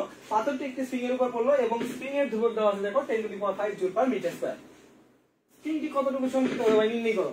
একদম ইজি ভাই, কিছুক্ষণ আগে আলোচনা করলাম। এখন তোমাদের ইজি পারার কথা দেখো, যে ঘটনাটা যদি আমি সলভ করাই, আমি সলভ করা দেবো না, জাস্ট আমি একটু হিন্টস দিয়ে দেখো। মনে করো জিনিসটা হচ্ছে এরকম, এখানে ছিল পাথরটা, এটা হচ্ছে আমাদের ভূমি, এটা হলো আমাদের ভূমি, এটা হলো আমাদের ভূমি। তো দেখো পাথরটার কি দেওয়া আছে, পাথরটার ভর m ইকুয়াল দেওয়া আছে দেখো 2 কেজি, পাথরটার ভর m ইকুয়াল দেওয়া আছে 2 কেজি। হ্যাঁ, পাথরটা কত উঁচুতে ছিল দেখো, পাথরটা ছিল 30 মিটার, পাথরটা ছিল 30 মিটার উঁচুতে, পাথরটা দেখো 30 মিটার উঁচুতে ছিল। তো এই 30 মিটার উঁচু থেকে পাথরটা ছেড়ে দেওয়া হলো এবং নিচে একটা স্প্রিং ছিল, এইখানে একটা স্প্রিং, এইখানে একটা স্প্রিং ছিল। তো এই স্প্রিং এর উপর পড়ছে, পড়ার পর স্প্রিংটাকে ধরো এখান থেকে মনে করো সংকুচিত করে নিয়ে আসছে এই জায়গায়। অর্থাৎ এই পরের যে চিত্রটা তুমি দেখতে পাবা, সেই চিত্রটা মনে করো এই যে এরকম, বলটা এখানে ধরা পড়ার পর এরকম সংকুচিত করে ফেলছে। অর্থাৎ তার সংকুচিত কতটুকু করছে বলো, এই যে x পরিমাণ সংকুচিত করছে, x পরিমাণ সংকুচিত করছে। তাহলে আমি কি লিখতে পারবো, এই এটার যে বিভব শক্তি, বিভব শক্তি ইকুয়াল কি বলো দেখি, বিভব শক্তি ইকুয়াল mgh, আর ইকুয়াল এই স্প্রিং এর কি শক্তি, সঞ্চিত শক্তি হাফ কে x স্কয়ার, এইটা আমি লিখতে পারবো। তাহলে এখান থেকে আমি x এর ভ্যালু ইজিলি বের করতে পারবো, যা সমীকরণের মান বসালেই হবে। আমার মনে এটা খুব ইজি জিনিস, যেটা নিয়ে আমি অলরেডি আলোচনা করে ফেলেছি। তারপর দেখো, তাহলে এখান থেকে আমরা ঘন নাম্বারটা একটু সলভ করতে যাব। তার আগে আমরা একটু গতিশক্তি আর বিভব শক্তি নিয়ে আরেকটা জিনিস একটু ক্লিয়ার করার ট্রাই করি। দেখো আচ্ছা, গতিশক্তি কাকে বলে যদি আমি এক কথায় বলি, তখন তোমরা বলবা যে ভাই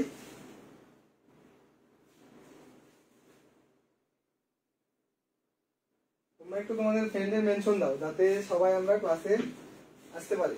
একটু ফ্রেন্ডদের মেনশন দাও, একটু শেয়ার দাও তাদের। আশা করি ক্লাসটা সবার জন্য ইফেক্টিভ হবে।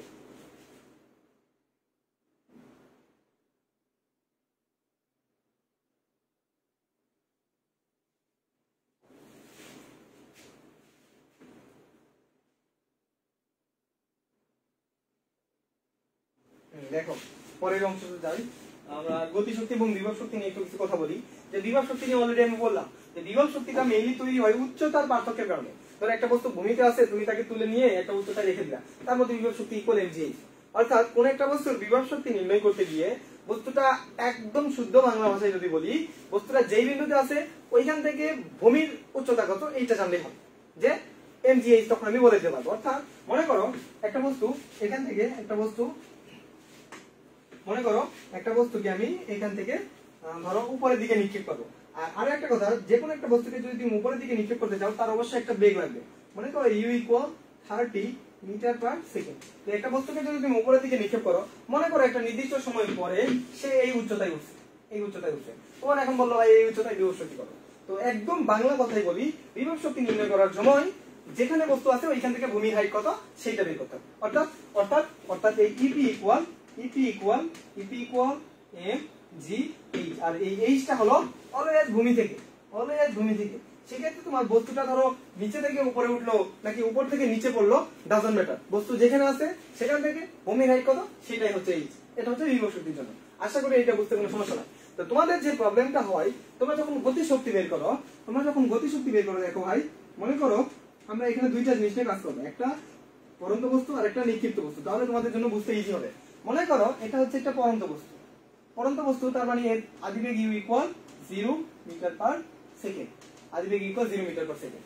তো মনে করো জি তো 9.8 এটা জানো, আর আরো একটা বস্তু এর পাশে, এটা মনে করো নিক্ষিপ্ত বস্তু, তো নিক্ষিপ্ত বস্তুর আদিবেগ তো 0 হলে আর উপরের দিকে উঠবে না। মনে করো একটা বেগ আছে 30 মিটার পার সেকেন্ড, তাহলে এটা হলো নিক্ষিপ্ত বস্তু আর এটা হলো পরন্ত বস্তু। এখন শোনো, একটা নির্দিষ্ট সময় পর মনে করো আমি এর গতিশক্তি এবং বিভব শক্তি বের করতে চাচ্ছি। তো এর গতিশক্তি এবং বিভব শক্তি বের করতে চাচ্ছি কোথায়? এই পয়েন্টটাতে, অর্থাৎ এই বিন্দুটাতে আমি বের করতে চাচ্ছি। এবং মনে করো এই বিন্দুটার এই হাইট দেওয়া আছে, পুরো হাইটটা ধরে নিই, পুরো হাইটটা দেওয়া আছে উপর থেকে মনে করো 20 মিটার, পুরো হাইটটা উপর থেকে 20 মিটার, মনে করো পুরো হাইটটা উপর থেকে 20 মিটার, এই হাইটটা পুরোটা উপর থেকে 20 মিটার। আর এ ধরো এখান থেকে ধরো 5 মিটার উঁচুতে, অর্থাৎ এই পয়েন্টে আমার গতিশক্তি এবং বিভব শক্তি নির্ণয় করতে হবে। তো আমি এই বস্তুটা কোন দিক থেকে কোন দিকে পড়ছে? উপর থেকে নিচের দিকে পড়ছে। এখন কথা হচ্ছে, কিছুক্ষণ আগে আমি বললাম যে ভাই যখন বিভব শক্তি বের করবা, বস্তুটা কোন দিক থেকে কোন দিকে পড়ছে, উপর থেকে নিচে পড়ছে নাকি নিচে থেকে উপরে উঠছে, ডাজন্ট ম্যাটার। যেই পয়েন্ট আছে ওই পয়েন্টের কি বসাই দিবা? এইচ বসাই দিবা ভূমি থেকে। তাহলে বস্তুটা এখানে আছে, ভূমি থেকে উচ্চতা কত? এটা 5 হলে এটা কত হবে? অবভিয়াসলি এটা 15 হবে। তখন ভাই এর বিভব শক্তি হবে, ইপি ইকুয়াল এম জি, আর এইচ এর জায়গায় কত বসাবা? 15। বুঝতে পারছো? কিন্তু প্রবলেমটা হবে যখন গতিশক্তি বের করতে যাওয়া। দেখো, তো গতিশক্তিটা আসলে তৈরি হয় কিসের কারণে? বেগের কারণে, গতির কারণে।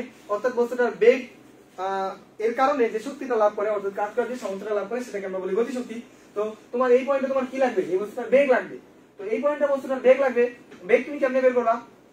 এখন দেখো তো বস্তুটা পড়ছে কোন দিক থেকে কোন দিকে, তো বস্তুটা পড়ছে এই দিক থেকে এই দিকে। তুমি যদি এই সূত্র ইউজ করতে যাও, দেখো v square equal you square plus 2gh, এই সূত্রটা যদি তুমি ইউজ করতে যাও, দেখো ইউ এর বেগ তো 0, আদিবেগ 0, তো জি আমরা জানি। আর এইচটা যদি তুমি এই এইচটা বসাও, তাহলে জিনিসটা কেমন হলো না? বস্তুটা পড়ছে এখান থেকে এই পর্যন্ত, তুমি এইচ বসাচ্ছ এইটুকু, এর সাথে সামঞ্জস্যপূর্ণ আছে? নাই। তখন কিন্তু তোমাকে এইচ এইটাই বসাইতে হবে। তো আশা করি বুঝতে পারছো। তাহলে তখন তোমাকে ভি স্কয়ার এইভাবে বের করতে হবে। অর্থাৎ মেইন কথা হচ্ছে, যখন গতিশক্তি বের করবা তখন বস্তু যে দিক থেকে যেই দিকে গেছে, অর্থাৎ বস্তু যে দিক থেকে যতটুকু দূরত্ব অতিক্রম করছে ততটুকুই এইচ বসাইতে হবে।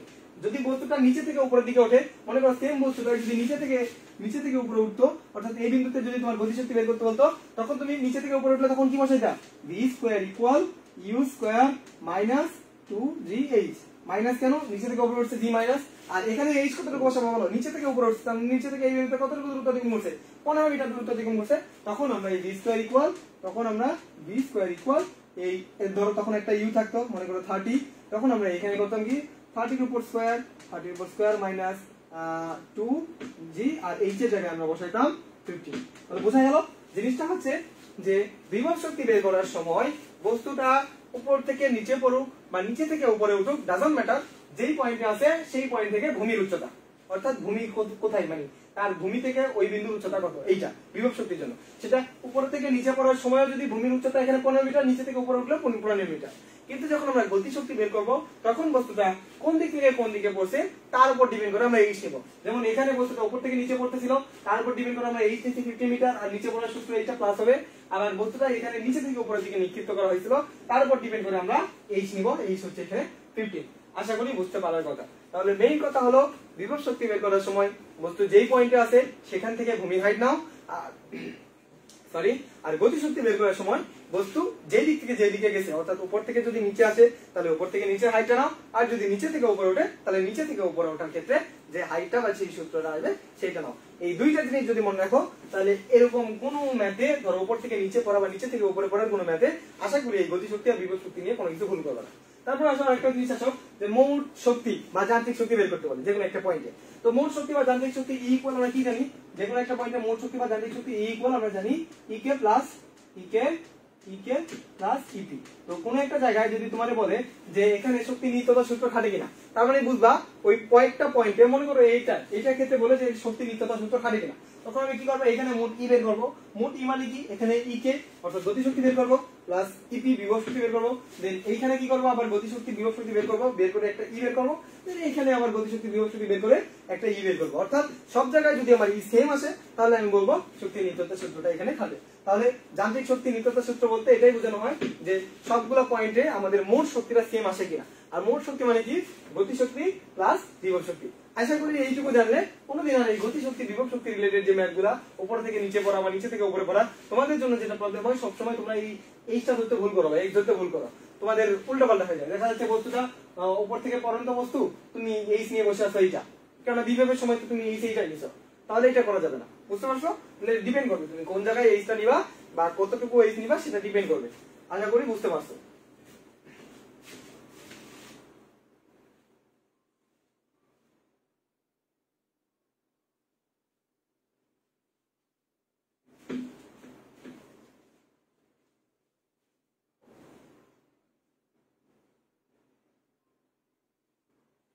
আচ্ছা দেখো, আমরা অলরেডি অনেক কিছু করে ফেলছি, আমরা এটা নিয়ে আমরা একটু দুইটা সিকিউ সলভ করি।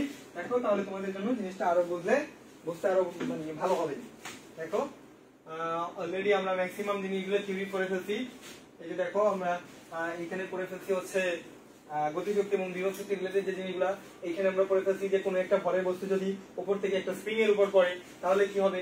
এইখানে আমরা করে ফেলছি যে স্প্রিং এর শক্তি কতটুকু সঞ্চিত থাকে, এই একটা কেমনে হয়। এখানে আমরা করে ফেলছি কাজ কখন আমাদের এফএস cos থিটা হয়, কখন আমাদের ডাব্লিউ ইকুয়াল এফএস হয়, ডট গুণন কাকে বলে, ক্রস গুণন কাকে বলে, এই যে এগুলো করে ফেলছি। পরে দেখো অলরেডি আমরা একটা সিকিউ সলভ করে ফেলছি। সিকিউটা কি, এই যে এটার ক্ষেত্রে আমাদের স্প্রিং এর সঞ্চিত শক্তি কত হবে, অর্থাৎ সরণ কতটুকু, এটা আমরা বের করে ফেলছি। পরে যে জিনিসটা দেখো, এটা তোমরা অলরেডি যদি এই যে থিওরিটা পড়াইলাম এটা যদি বুঝে থাকো এটা অবশ্যই পারবা। দেখো তো কি বলছে, 2 কেজি ভরের একটা পাথরকে 3 মিটার উঁচু হতে ছেড়ে দেওয়া হলো। এইটাই নেই মনে করো, তাহলে স্প্রিংটা মুছতে হবে। কি মুছবো? আচ্ছা সমস্যা নাই, আমি সাইডটা আগাই। দেখো তো কি বলছে যে 2 কেজি ভরের একটা পাথরকে 3 মিটার উঁচু হতে মুক্তভাবে ছেড়ে দেওয়া হলো। পাথরটি একটি স্প্রিং এর উপর পড়লো। স্প্রিং দেবো কত? পাথর বলতে পাথরটি ছেড়ে দেওয়ার পূর্ব মুহূর্তে মোট যান্ত্রিক শক্তি এবং 2 সেকেন্ড পরে মোট যান্ত্রিক শক্তির সমান হবে কিনা একাধিকভাবে বিশ্লেষণ করো। এখন কি করবো ভাই, দেখো আমরা এখান থেকে একটু স্প্রিংটাকে আউট করে দিই, তাহলে এখানে আমরা সলভ করতে পারবো। দেখো এখান থেকে আমরা স্প্রিংটাকে একটু আউট করে দিই। তোমরা খাতায় আলাদাভাবে আঁকো, তোমরা তো আউট করতে পারবে না।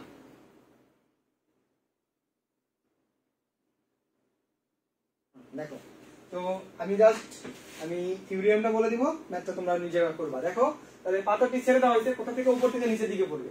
তো বলছে দেখো পাথরটি ছেড়ে দেওয়ার পূর্ব মুহূর্তে মোট যান্ত্রিক শক্তি, ছেড়ে দেওয়ার পূর্ব মুহূর্তে মানে কি, এই পয়েন্টে মোট যান্ত্রিক শক্তি মানে কি, কিছুক্ষণ আমি বললাম মোট যান্ত্রিক শক্তি ইকুয়াল তোমার বের করতে বলছে। আর ইকুয়াল আমরা কি জানি, ইকে প্লাস ইপি, এটাই তোমার বের করতে বলছে। তাহলে দেখো ছেড়ে দেওয়ার পূর্ব মুহূর্তে মানে এই পয়েন্টে তো ইকে নাই, এখানে কোনো বেগ আছে নাই, তাহলে এটা জিরো, তাহলে থাকবে কি শুধু ইপি। আর ইপি বের করবা কিভাবে, এম জি এইচ দ্বারা। তাহলে এম কত, এম হচ্ছে 2, জি কত 9.8, এইচ কত 30 মিটার। তাহলে পাথরটি ছেড়ে দেওয়ার পূর্ব মুহূর্তে তুমি ইকুয়াল ইজিলি বের করে ফেলতে পারলা। তারপর এবং বলছে দেখো যে 2 সেকেন্ড পরে, মনে করো এই পাথরটা 2 সেকেন্ডে মনে করো এইরকম একটা জায়গায় চলে আসছে, অর্থাৎ এইটুকু জায়গায় চলে আসছে এবং এইটুকু হাইট হলো মনে করো এইচ, পাথরটা এইচ মিটার চলে আসছে। এইটুকুতে সময় কতটুকু লাগছে, টি ইকুয়াল 2 সেকেন্ড।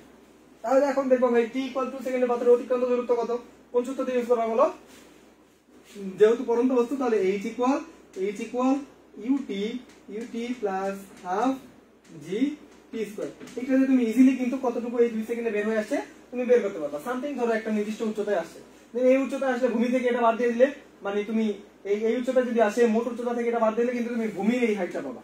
ভূমির এই হাইটটা পাইলে বিভব শক্তি কত হবে, P ইকুয়াল mgh, এটা বসালেই হচ্ছে। আর গতি শক্তি যখন বের করবে, এখন কি করবো বলো, কিছুক্ষণ আগে বললাম গতি শক্তি বের করার সময় কিন্তু এই হাইটটা বসালে হবে না। গতি শক্তি বের করার সময় বস্তুটা কোন দিক থেকে কোন দিকে পড়ছে, উপর থেকে এইখানে পড়ছে, তাহলে এই হাইটটা নিতে হবে। অর্থাৎ তোমাকে তখন v square equal u square plus 2gh, এই এইচটা নিতে হবে, বুঝতে পারছো? তাহলে এখান থেকে নিয়ে তুমি v পাইলা, আর এখানে বিভব শক্তি পাইলা। দেন এইখানে তুমি এই পয়েন্টটাতে আবার মোট শক্তি এই মোট শক্তি E equal E k plus EB টা বের করতে পারবা। দেন তুমি এইখানে E বের করলা, তুমি এইখানে E বের করলা, এই দুইটা জিনিসই তো চাইছে, খুবই ইজি জিনিস, আশা করি সলভ করতে পারার কথা। তাহলে এইটা নিয়ে কি আর কোনো কথা বলতে হবে, আমাদের খুব ইজিলি এই জিনিসটা আমাদের সলভ হয়ে গেছে, বোঝা গেল জিনিসটা? আচ্ছা দেখো, তো এই একই জিনিস নিয়মে আমাদের আরো একটা জিনিস আছে, এটাও আমরা একটু সলভ করে ফেলি, দেখো বুঝতে পারার কথা। দেখো তো এরকম একটা বস্তু যেটা উপর থেকে পড়তেছে, ঠিক আরো একটা বস্তু যেটার ভর হচ্ছে, উপরের বস্তুটার ভর হচ্ছে 0.2 কেজি, নিচের বস্তুটার ভর হচ্ছে 1.913 কেজি। এটা হচ্ছে এ বস্তু, এটা বি বস্তু, এটা পরন্ত বস্তু, এটা নিক্ষিপ্ত বস্তু। পরন্ত বস্তুতে কোনো বেগ লাগে না, পরন্ত বস্তু স্থির থেকেই পড়ে। আর নিক্ষিপ্ত বস্তুর অবশ্যই উপরে থেকে একটা বেগ লাগে, সেই বেগটা হচ্ছে 30 মিটার পার সেকেন্ড। আর তাদের মধ্যবর্তী দূরত্বটা কত, মধ্যবর্তী দূরত্বটা হচ্ছে 120 মিটার, অর্থাৎ এই বস্তুটা এই স্তর থেকে এখানে আছে। এখন বলতে দেখো অর্ধ উচ্চতা এই বস্তুর বেগ নির্ণয় করো, ভাই অর্ধ উচ্চতা এই বস্তুর বেগ নির্ণয় করতে বলছে। অর্ধ উচ্চতা কত দেখো তো, এই পুরোটা যদি 120 মিটার হয়, তাহলে মনে করো এটা অর্ধ উচ্চতা। অর্ধ উচ্চতা মানে এখান থেকে কতটুকু হবে, এখান থেকে হবে 60 মিটার। তো 60 মিটার উচ্চতায় এই বস্তুর বেগ নির্ণয় করতে বলছে, খুবই ইজি জিনিস, যে 60 মিটার উচ্চতার বেগ ইকুয়াল কি, সূত্র কি বলো দেখি, ঘোরাবার জন্য আমরা কোন সূত্র বসাবো, যেহেতু পরন্ত বস্তু, কোন বস্তুর বেগ, এই বস্তুর বেগ, এই বস্তুর উপরেরটা, তাহলে v square equal u square plus 2gh। তাহলে v স্কয়ারের বেগ, অতএব v স্কয়ার ইকুয়াল u তো 0, এটা লাগবে না, 2 ইনটু 9.8 ইনটু অর্ধ উচ্চতা 60। এখান থেকে তুমি স্কয়ার দিয়ে ইজিলি এটা গণনার জন্য বের করে নিতে পারবে। তারপর দেখো পরস্পর অতিক্রমের সময় a ও b বস্তুর শক্তি সমান হবে কিনা গাণিতিকভাবে বিশ্লেষণ করো। এই ম্যাথটা একটু বড় হবে তোমাদের জন্য, তো কিন্তু আমি বুঝাই দিচ্ছি, আশা করি ইজি হবে। দেখো তোমরা কি আমার ভয়েস সঠিকভাবে শুনতে পাচ্ছ? কোনো প্রবলেম হলে সাথে সাথে একটু জানাই, তাহলে আমরা কারেকশন করে নিতে পারবো। আমার রেসপন্সের কি অবস্থা দেখি।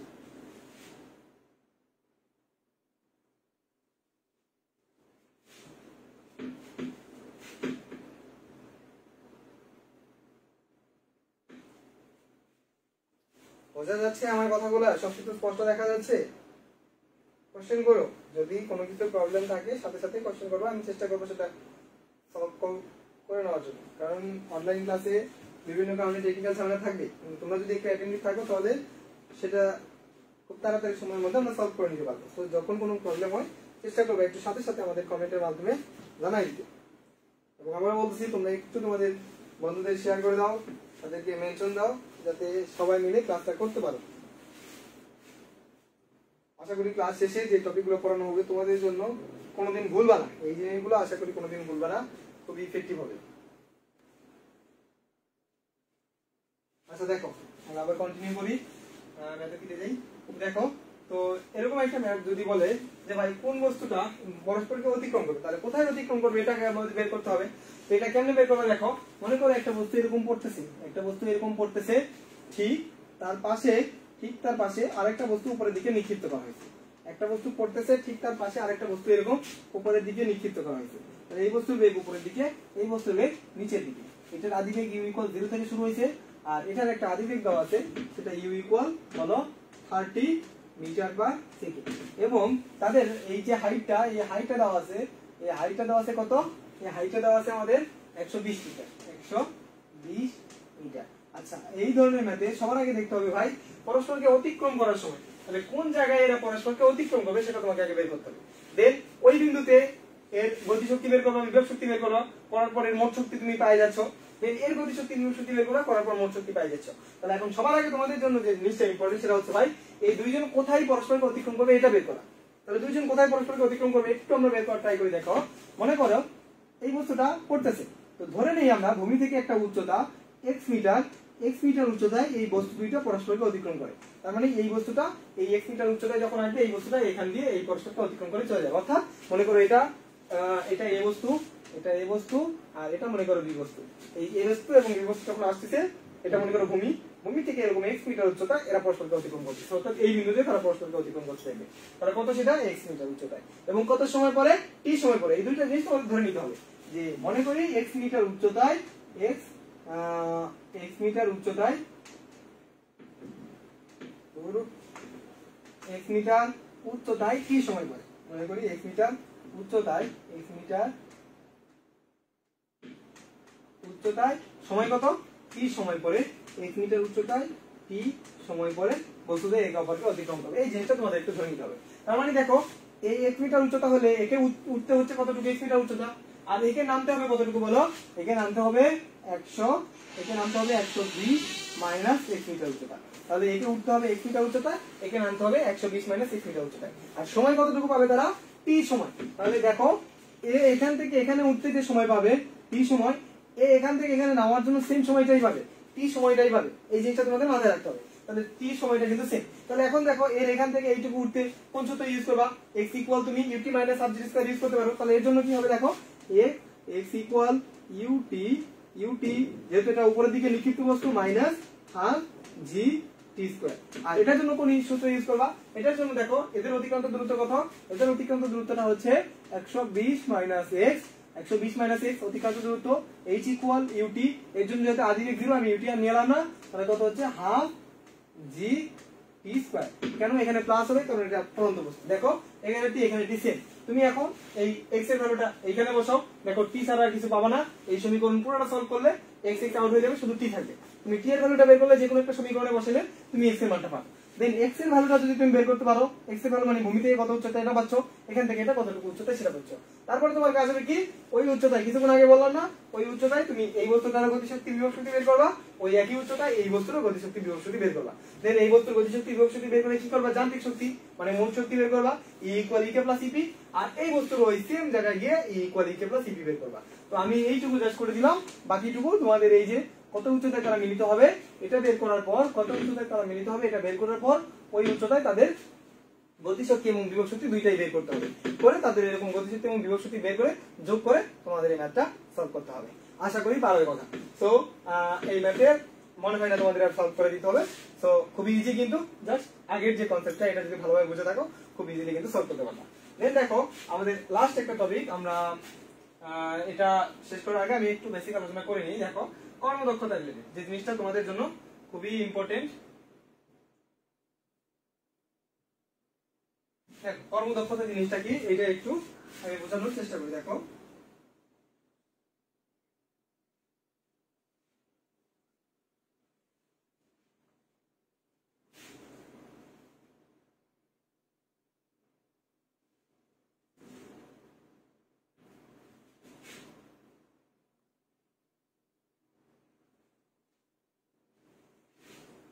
দেখো তো কর্মদক্ষতাটা হচ্ছে, মনে করো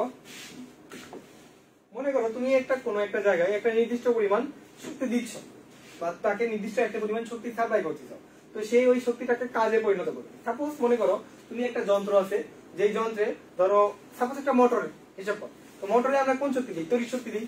আর মোটর এটাকে কিসে পরিণত করে, মোটর ঘুরে যান্ত্রিক শক্তিতে পরিণত করে। তো সাপোজ মনে করো তুমি কোনো একটা মোটরে তড়িৎ শক্তি দিচ্ছ ধরো 500 জুল, কিন্তু ওই মোটরটা কাজে রূপান্তরিত করতে পারতেছে 400 জুল, বাকি 100 জুল শক্তি সে কি করলো, তার অপচয় হইলো। অপচয় বলতে এই যে মোটরটা যখন ঘুরছে মোটরটা কিন্তু হিট হয়েছে, এই হিট তো তোমার দরকার নাই, তুমি চাচ্ছ মোটরটা ঘুরুক, মোটরটা গরম হোক, এটা কি তুমি চাচ্ছ, এটা কি তোমার কাজে লাগবে, তাহলে এটা তোমার জন্য অপচয়। বুঝতে পারলে? তাহলে এই যে তুমি মোটরের শক্তি দিচ্ছ 500 জুল, মোটর থেকে ফিডব্যাক পাচ্ছ 400 জুল, বাকি 100 জুল এনার্জি যে নষ্ট হচ্ছে, তাহলে এই যে কর্মদক্ষতাটা হচ্ছে তুমি কতটুকু এনার্জি দিচ্ছ সেখান থেকে তুমি কতটুকু এনার্জি পাচ্ছ, অর্থাৎ তোমার প্রাপ্ত এনার্জি এবং তুমি যত এনার্জি দিচ্ছ এই দুইটার অনুপাতকে আমরা বলি কর্মদক্ষতা। অর্থাৎ আমি যদি বলি যে মনে করো কর্মদক্ষতাকে আমরা ইটা দ্বারা প্রকাশ করি, কর্মদক্ষতাকে আমরা ইটা দ্বারা প্রকাশ করি। ইটা ইকুয়াল ধরো তুমি কোনো একটা জায়গায় মানে এনার্জি দিচ্ছ মানে প্রদত্ত শক্তি, অর্থাৎ তুমি নিচে আমার থাকবে প্রদত্ত শক্তি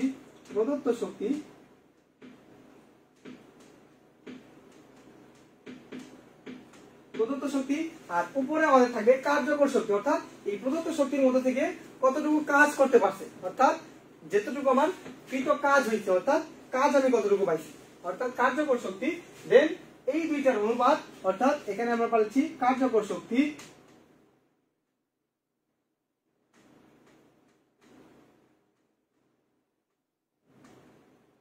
ইনটু 100%, এই দুইটার অনুপাতকে শতকরায় আমরা বলি কর্মদক্ষতা। তাহলে এখন কথা হচ্ছে এই কার্যকর শক্তিটা আমি কখন পাবো বলে দেখি। এই কার্যকর শক্তি ইকুয়াল আমরা আবার জানি, এই কার্যকর শক্তি মানে কতটুকু কাজ হয়েছে, কার্যকর শক্তি ইকুয়াল আমরা জানি, কার্যকর শক্তি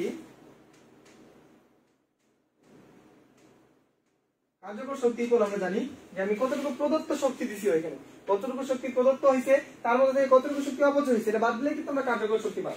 অর্থাৎ কার্যকর শক্তি ইকুয়াল প্রদত্ত শক্তি, কার্যকর শক্তি ইকুয়াল প্রদত্ত শক্তি, কার্যকর শক্তি ইকুয়াল প্রদত্ত শক্তি মাইনাস অপচয়কৃত শক্তি, অপচয়কৃত শক্তি, অপচয়কৃত শক্তি। এটা বাদ দিলে কিন্তু আমরা কার্যকর শক্তি পাই। আবার অর্থাৎ এটাকে আমরা কিন্তু এই যে শক্তি দ্বারা প্রকাশ করতে পারি। আবার অনেক জায়গায় দেখবা এই ইটাকে আমরা ক্ষমতা দ্বারা প্রকাশ করতে পারি। অর্থাৎ ইটা ইকুয়াল আমার হচ্ছে পি ইন, মানে হচ্ছে ওইখানে আমি কতটুকু ক্ষমতা দিছি, আর পি আউট ওইখান থেকে আমি কতটুকু ক্ষমতা পাইছি, এটার যে শতকরা অনুপাত, এটাকে আমরা কর্মদক্ষতা মাধ্যমে প্রকাশ করি। এখন তুমি কাজ বা শক্তি দিয়ে করো আর ক্ষমতা দিয়ে করো, দুইটাই সেম আসবে। কেননা দেখো ক্ষমতা পি ইকুয়াল আমরা কি জানি ভাই বলতো, ক্ষমতা পি ইকুয়াল কিন্তু আমরা জানি W/T, অর্থাৎ একক সময়কৃত কাজকে আমরা ক্ষমতা বলি। একটা নির্দিষ্ট সময়ের ব্যবধানে তুমি যতটুকু কাজ করতে যাবো তাকে আমরা ক্ষমতা বলি। তো তুমি যখন এই শক্তি ইউজ করবা, তাহলে শক্তি বা কাজ ইকুয়াল কি লিখতে পারি, P ইকুয়াল যদি W/T হয় তাহলে W ইকুয়াল কি লেখা যায় বলো, W ইকুয়াল লেখা যায় PT। তাহলে তুমি যখন এই শক্তির জন্য অর্থাৎ কাজের জন্য এটা বসাবা, কাজের জন্য তুমি যখন W ইকুয়াল লিখছি কেন রে PT, দেখো তো কাজের জন্য যখন তুমি এই W ইকুয়াল PT বসাবা, মনে করো W ইকুয়াল এখানে PT বসাইলা, কার্যকর শক্তি বা কাজ ইকুয়াল যদি তুমি PT বসাও, এখানেও তো তুমি একটা কার্যকর শক্তি মানে কোনটা কাজ হয়েছে, তখন তুমি অবশ্যই কি করবা বলো, T ইন T মানে কার্যকর ক্ষমতা ইনটু T। তারপরে দেখো এখানে প্রদত্ত শক্তি মানে কতটুকু শক্তি প্রদত্ত করছো, তাহলে শক্তি W ইকুয়াল আমার জন্য আমরা PT, কিন্তু এখানে কত হবে P আউট T। তাহলে এখন দেখো এই T আউট হয়ে গেলে কিন্তু আবার এই T ইন ডিভাইডেড T আউটই পাচ্ছি, সরি এটা P আউট, তাই কি বলি, যেটা আমি পাবো সেটা তো আউট, যেটা পাবো সেটা আউট। এখানে আমি পাবো ভাই P আউট T, এখানে আমি পাবো P আউট T, আর এইখানে আমি পাবো, এইখানে আমি দিব হচ্ছে P ইন T, অর্থাৎ এইখানে আমার দিতে হবে P ইন T। দেখো একটু মনোযোগ দিলে বুঝতে পারবা, এইখানে আমার দিতে হবে P in T, P in T, এইখানে আমার দিতে হবে P ইন T। তাহলে T আউট হয়ে গেলে দেখো আমি আবার আগের জিনিসটাই পাচ্ছি, P out divided P in, P out divided P in. তাহলে আমরা কিন্তু সেম আগের জিনিসটাই পাচ্ছি। সো শক্তি তুমি দাও আর তুমি শক্তি দিয়ে করো বা তুমি ক্ষমতা দিয়ে করতে চাও, তুমি যেটা দিয়েই করো, তুমি ক্ষমতা বা শক্তি যেটা দিয়েই করো, তুমি ক্ষমতা বা শক্তি যেটা দিয়েই করো না কেন, তোমার কিন্তু একই আসবে। তো যদি কোনো জায়গায় ক্ষমতা দেওয়া থাকে তাহলে আমরা ক্ষমতা দিয়ে করবো, যদি কোনো জায়গায় আমাদের হচ্ছে শক্তি দেওয়া থাকে আমরা শক্তি দিয়ে করার চেষ্টা করবো।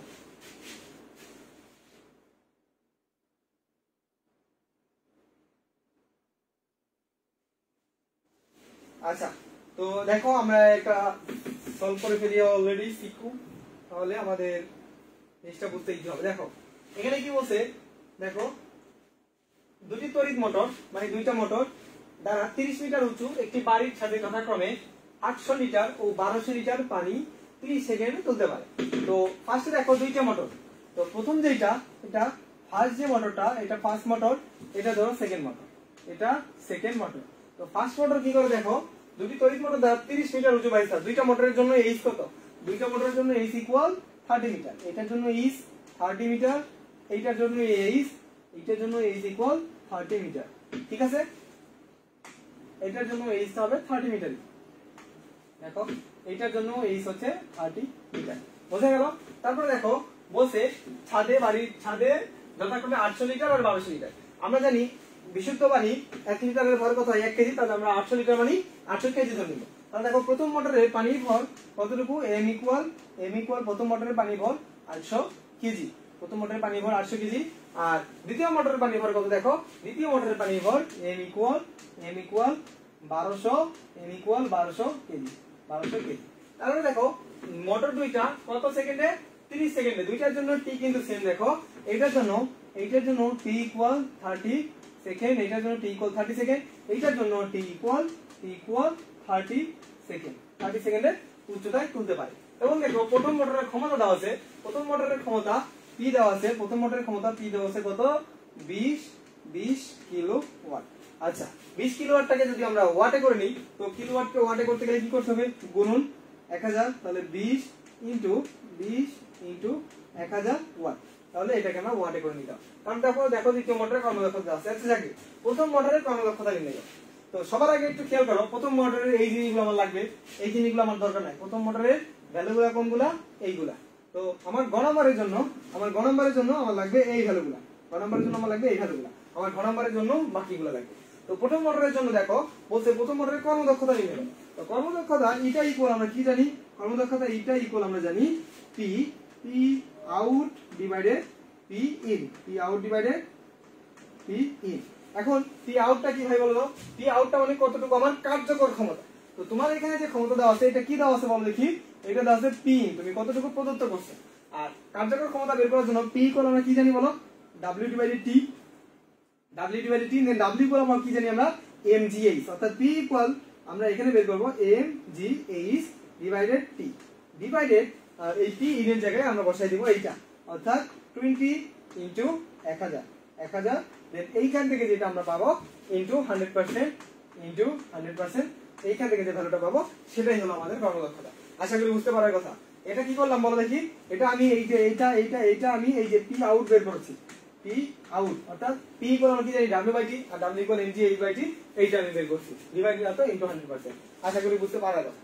আচ্ছা পরেরটা দেখো, দ্বিতীয় মোটরের শক্তি রূপান্তর প্রক্রিয়া ক্ষমতা নির্ণয়ের মাধ্যমে বিশ্লেষণ করো। তো প্রথমে তোমাকে দুইটা মোটরের ক্ষমতা বের করতে হবে, মানে দ্বিতীয় মোটরের। তো দ্বিতীয় মোটরের ক্লুগুলো দেওয়া আছে দেখো, খুবই ইজি, এই কোশ্চেনটা তোমাকে বারবার আছে, একটু মনোযোগ দিলে বুঝতে পারার কথা। দেখো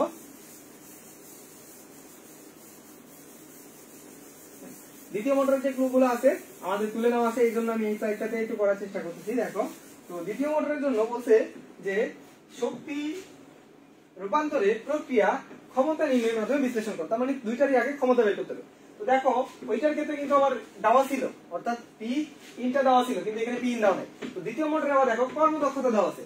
তো দ্বিতীয় মোটরের কর্মদক্ষতাটা কত, দ্বিতীয় মোটরের কর্মদক্ষতাটা দেওয়া আছে, দ্বিতীয় মোটরের কর্মদক্ষতা দেখো ইটা ইকুয়াল 78.04, আচ্ছা 78.4%, 78.4%, দেখো 78.4%, তাহলে 78.4% মানে আমি কত লিখতে পারি বলো, পয়েন্ট অর্থাৎ 0.784 লিখতে পারি, 0.784 লিখতে পারি এটা। তো নরমালি আমি দেখো আগে আমরা চেষ্টা করবো যে পি আউটটা মানে তার ক্ষমতাটা বের করে নিতে। তো পি ইন আমি ইজিলি বের করে ফেলতে পারবো কেমনে দেখো, অর্থাৎ পি আউটটা কত আমি বের করে ফেলতে পারবো, P out equal W divided T, then W equal কত এমজিএইচ ডিভাইডেড টি, এম কত, এম হচ্ছে আমাদের এই যে সামথিং, এমজিএইচ, এগুলো দিয়ে আমি এই পি আউটটা বের করে ফেলতে পারবো। দেন দেখো আমি যদি ইটা ইকুয়াল আমরা কি জানি, ইটা ইকুয়াল আমরা জানি হচ্ছে P out divided P in, কিন্তু আমরা জানি। দেন এইখানে আমরা ইটার ভ্যালু জানি কত 0.784। দেন আমরা ভাই পি আউটের ভ্যালু এখান থেকে বের করতে পারবো, তার মানে পি আউটের ভ্যালু সামথিং আমরা জানি, মিসিং শুধু পি ইন, এখান থেকে আমি পি ইন বের করতে পারবো।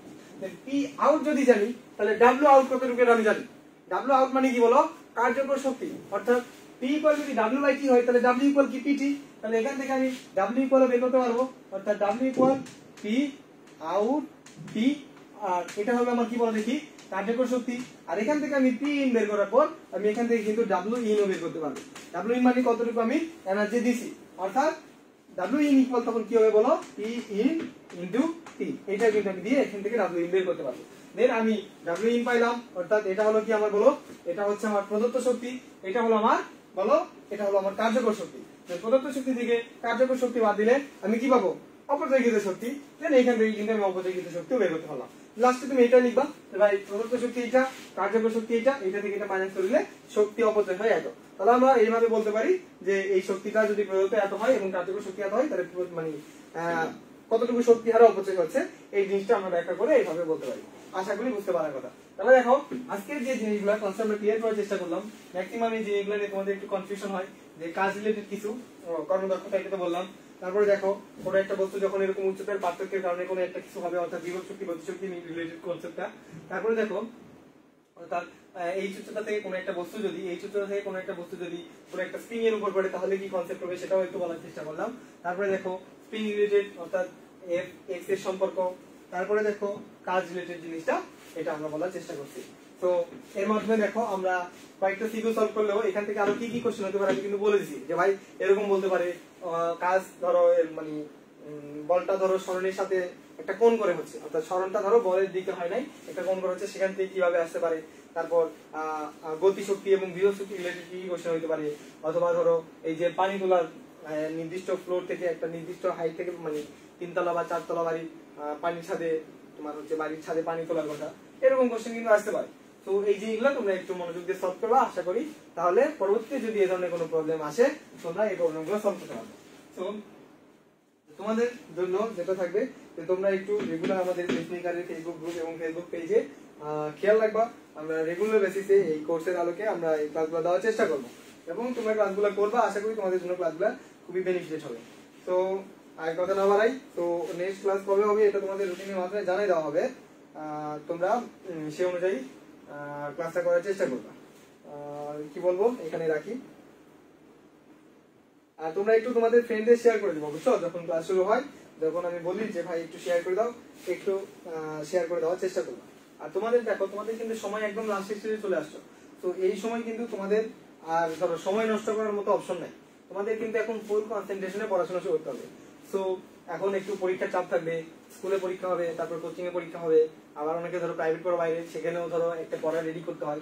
তো এই সব কিছু থাকবে, সবাই কিন্তু এক সিস্টেমের মধ্যে দিয়ে যাচ্ছে। ধরো আমি যখন এসএসসি পরীক্ষা দিচ্ছি তখন আমারও কিন্তু এরকম থাকতো, যারা সায়েন্সে পড়ো তাদের তো মিনিমাম এখন সায়েন্সের যে সাবজেক্ট গুলো ফিজিক্স কেমিস্ট্রি ম্যাথ বায়োলজি এগুলো তো পড়তেই হয়, আবার বাংলা ইংলিশ এগুলো অনেক সময় পড়তে হয়। তো এই সবগুলো সাবজেক্টে প্রাইভেট থাকবে, অনেক সময় আমরা কোচিং এ বিভিন্ন test exam model test exam দেই, সেখানেও এক্সাম থাকবে, কিন্তু তারপরেও কিন্তু তোমাকে নিজের একটা পড়াশোনা কন্টিনিউ করতে হবে। তো এই অজুহাত গুলো যদি তুমি দাও যে ভাই এগুলো করার পরে আমি নিজে পড়ার সময় পাচ্ছি না, তাহলে কিন্তু তোমার হচ্ছে কি বলবো আর তোমার পড়াশোনা গুলো গ্যাপ পড়ে যাবে। তো এই অজুহাতটা দেওয়া যাবে না, তোমরা কেউ এই অজুহাত দিবা না। আমরা সবাই একই সিস্টেমের মধ্যে দিয়ে গেছি, অর্থাৎ যারা সায়েন্সে পড়াশোনা করছি, তুমি প্রাইভেট পড়ছিস, আমি যখন ছিলাম আমিও এরকম পড়ছি, 4-5টা প্রাইভেট পড়ছি, তারপরে কন্টিনিউ করছি। তো তোমাদের জন্য একটা অনুরোধ থাকবে, সেটা হচ্ছে যে সময় অলরেডি অনেক টাইম গেছে, এখন যতটুকু সময় আছে ভাই আর সময় নষ্ট করার কিন্তু কোনো অপশন নাই। এখন থেকে ভালো করে পড়ো, এখনো ভালো করার মতো যথেষ্ট সময় আছে, যথেষ্ট অপশন আছে। যদি খুব কনসেন্ট্রেশন নিয়ে ভালোভাবে পড়াশোনা করো, খুব ইজিলি তুমি ভালো করতে পারবা। এটা আমি গ্যারান্টি দিতে পারি যে ভাই এখন থেকে যদি খুব ভালোভাবে পড়াশোনা করো, খুব ইজিলি তুমি পরীক্ষায় সর্বোচ্চটা দিতে পারবা। তো তোমাদের জন্য এটুকুই থাকবে আমার রিকোয়েস্ট। তো আমরা ক্লাসটা শেষ করি, আর তোমরা একটু রেগুলার বেসিসে আমাদের এই টেস্টমেকারের ফেসবুক পেজ, ফেসবুক গ্রুপ এগুলোতে একটু চোখ রাখবা, যাতে করে তোমরা ক্লাসগুলো রেগুলার পাও। এবং তোমরা যখন ক্লাসগুলো করবা একটু তোমাদের বন্ধুদের শেয়ার করে দিও, যাতে করে সবাই ক্লাসগুলো করতে পারে। আচ্ছা, তো আজকে এ পর্যন্তই, সবাই ভালো থাকো, নেক্সট ক্লাসে আবার দেখা হবে ইনশাআল্লাহ।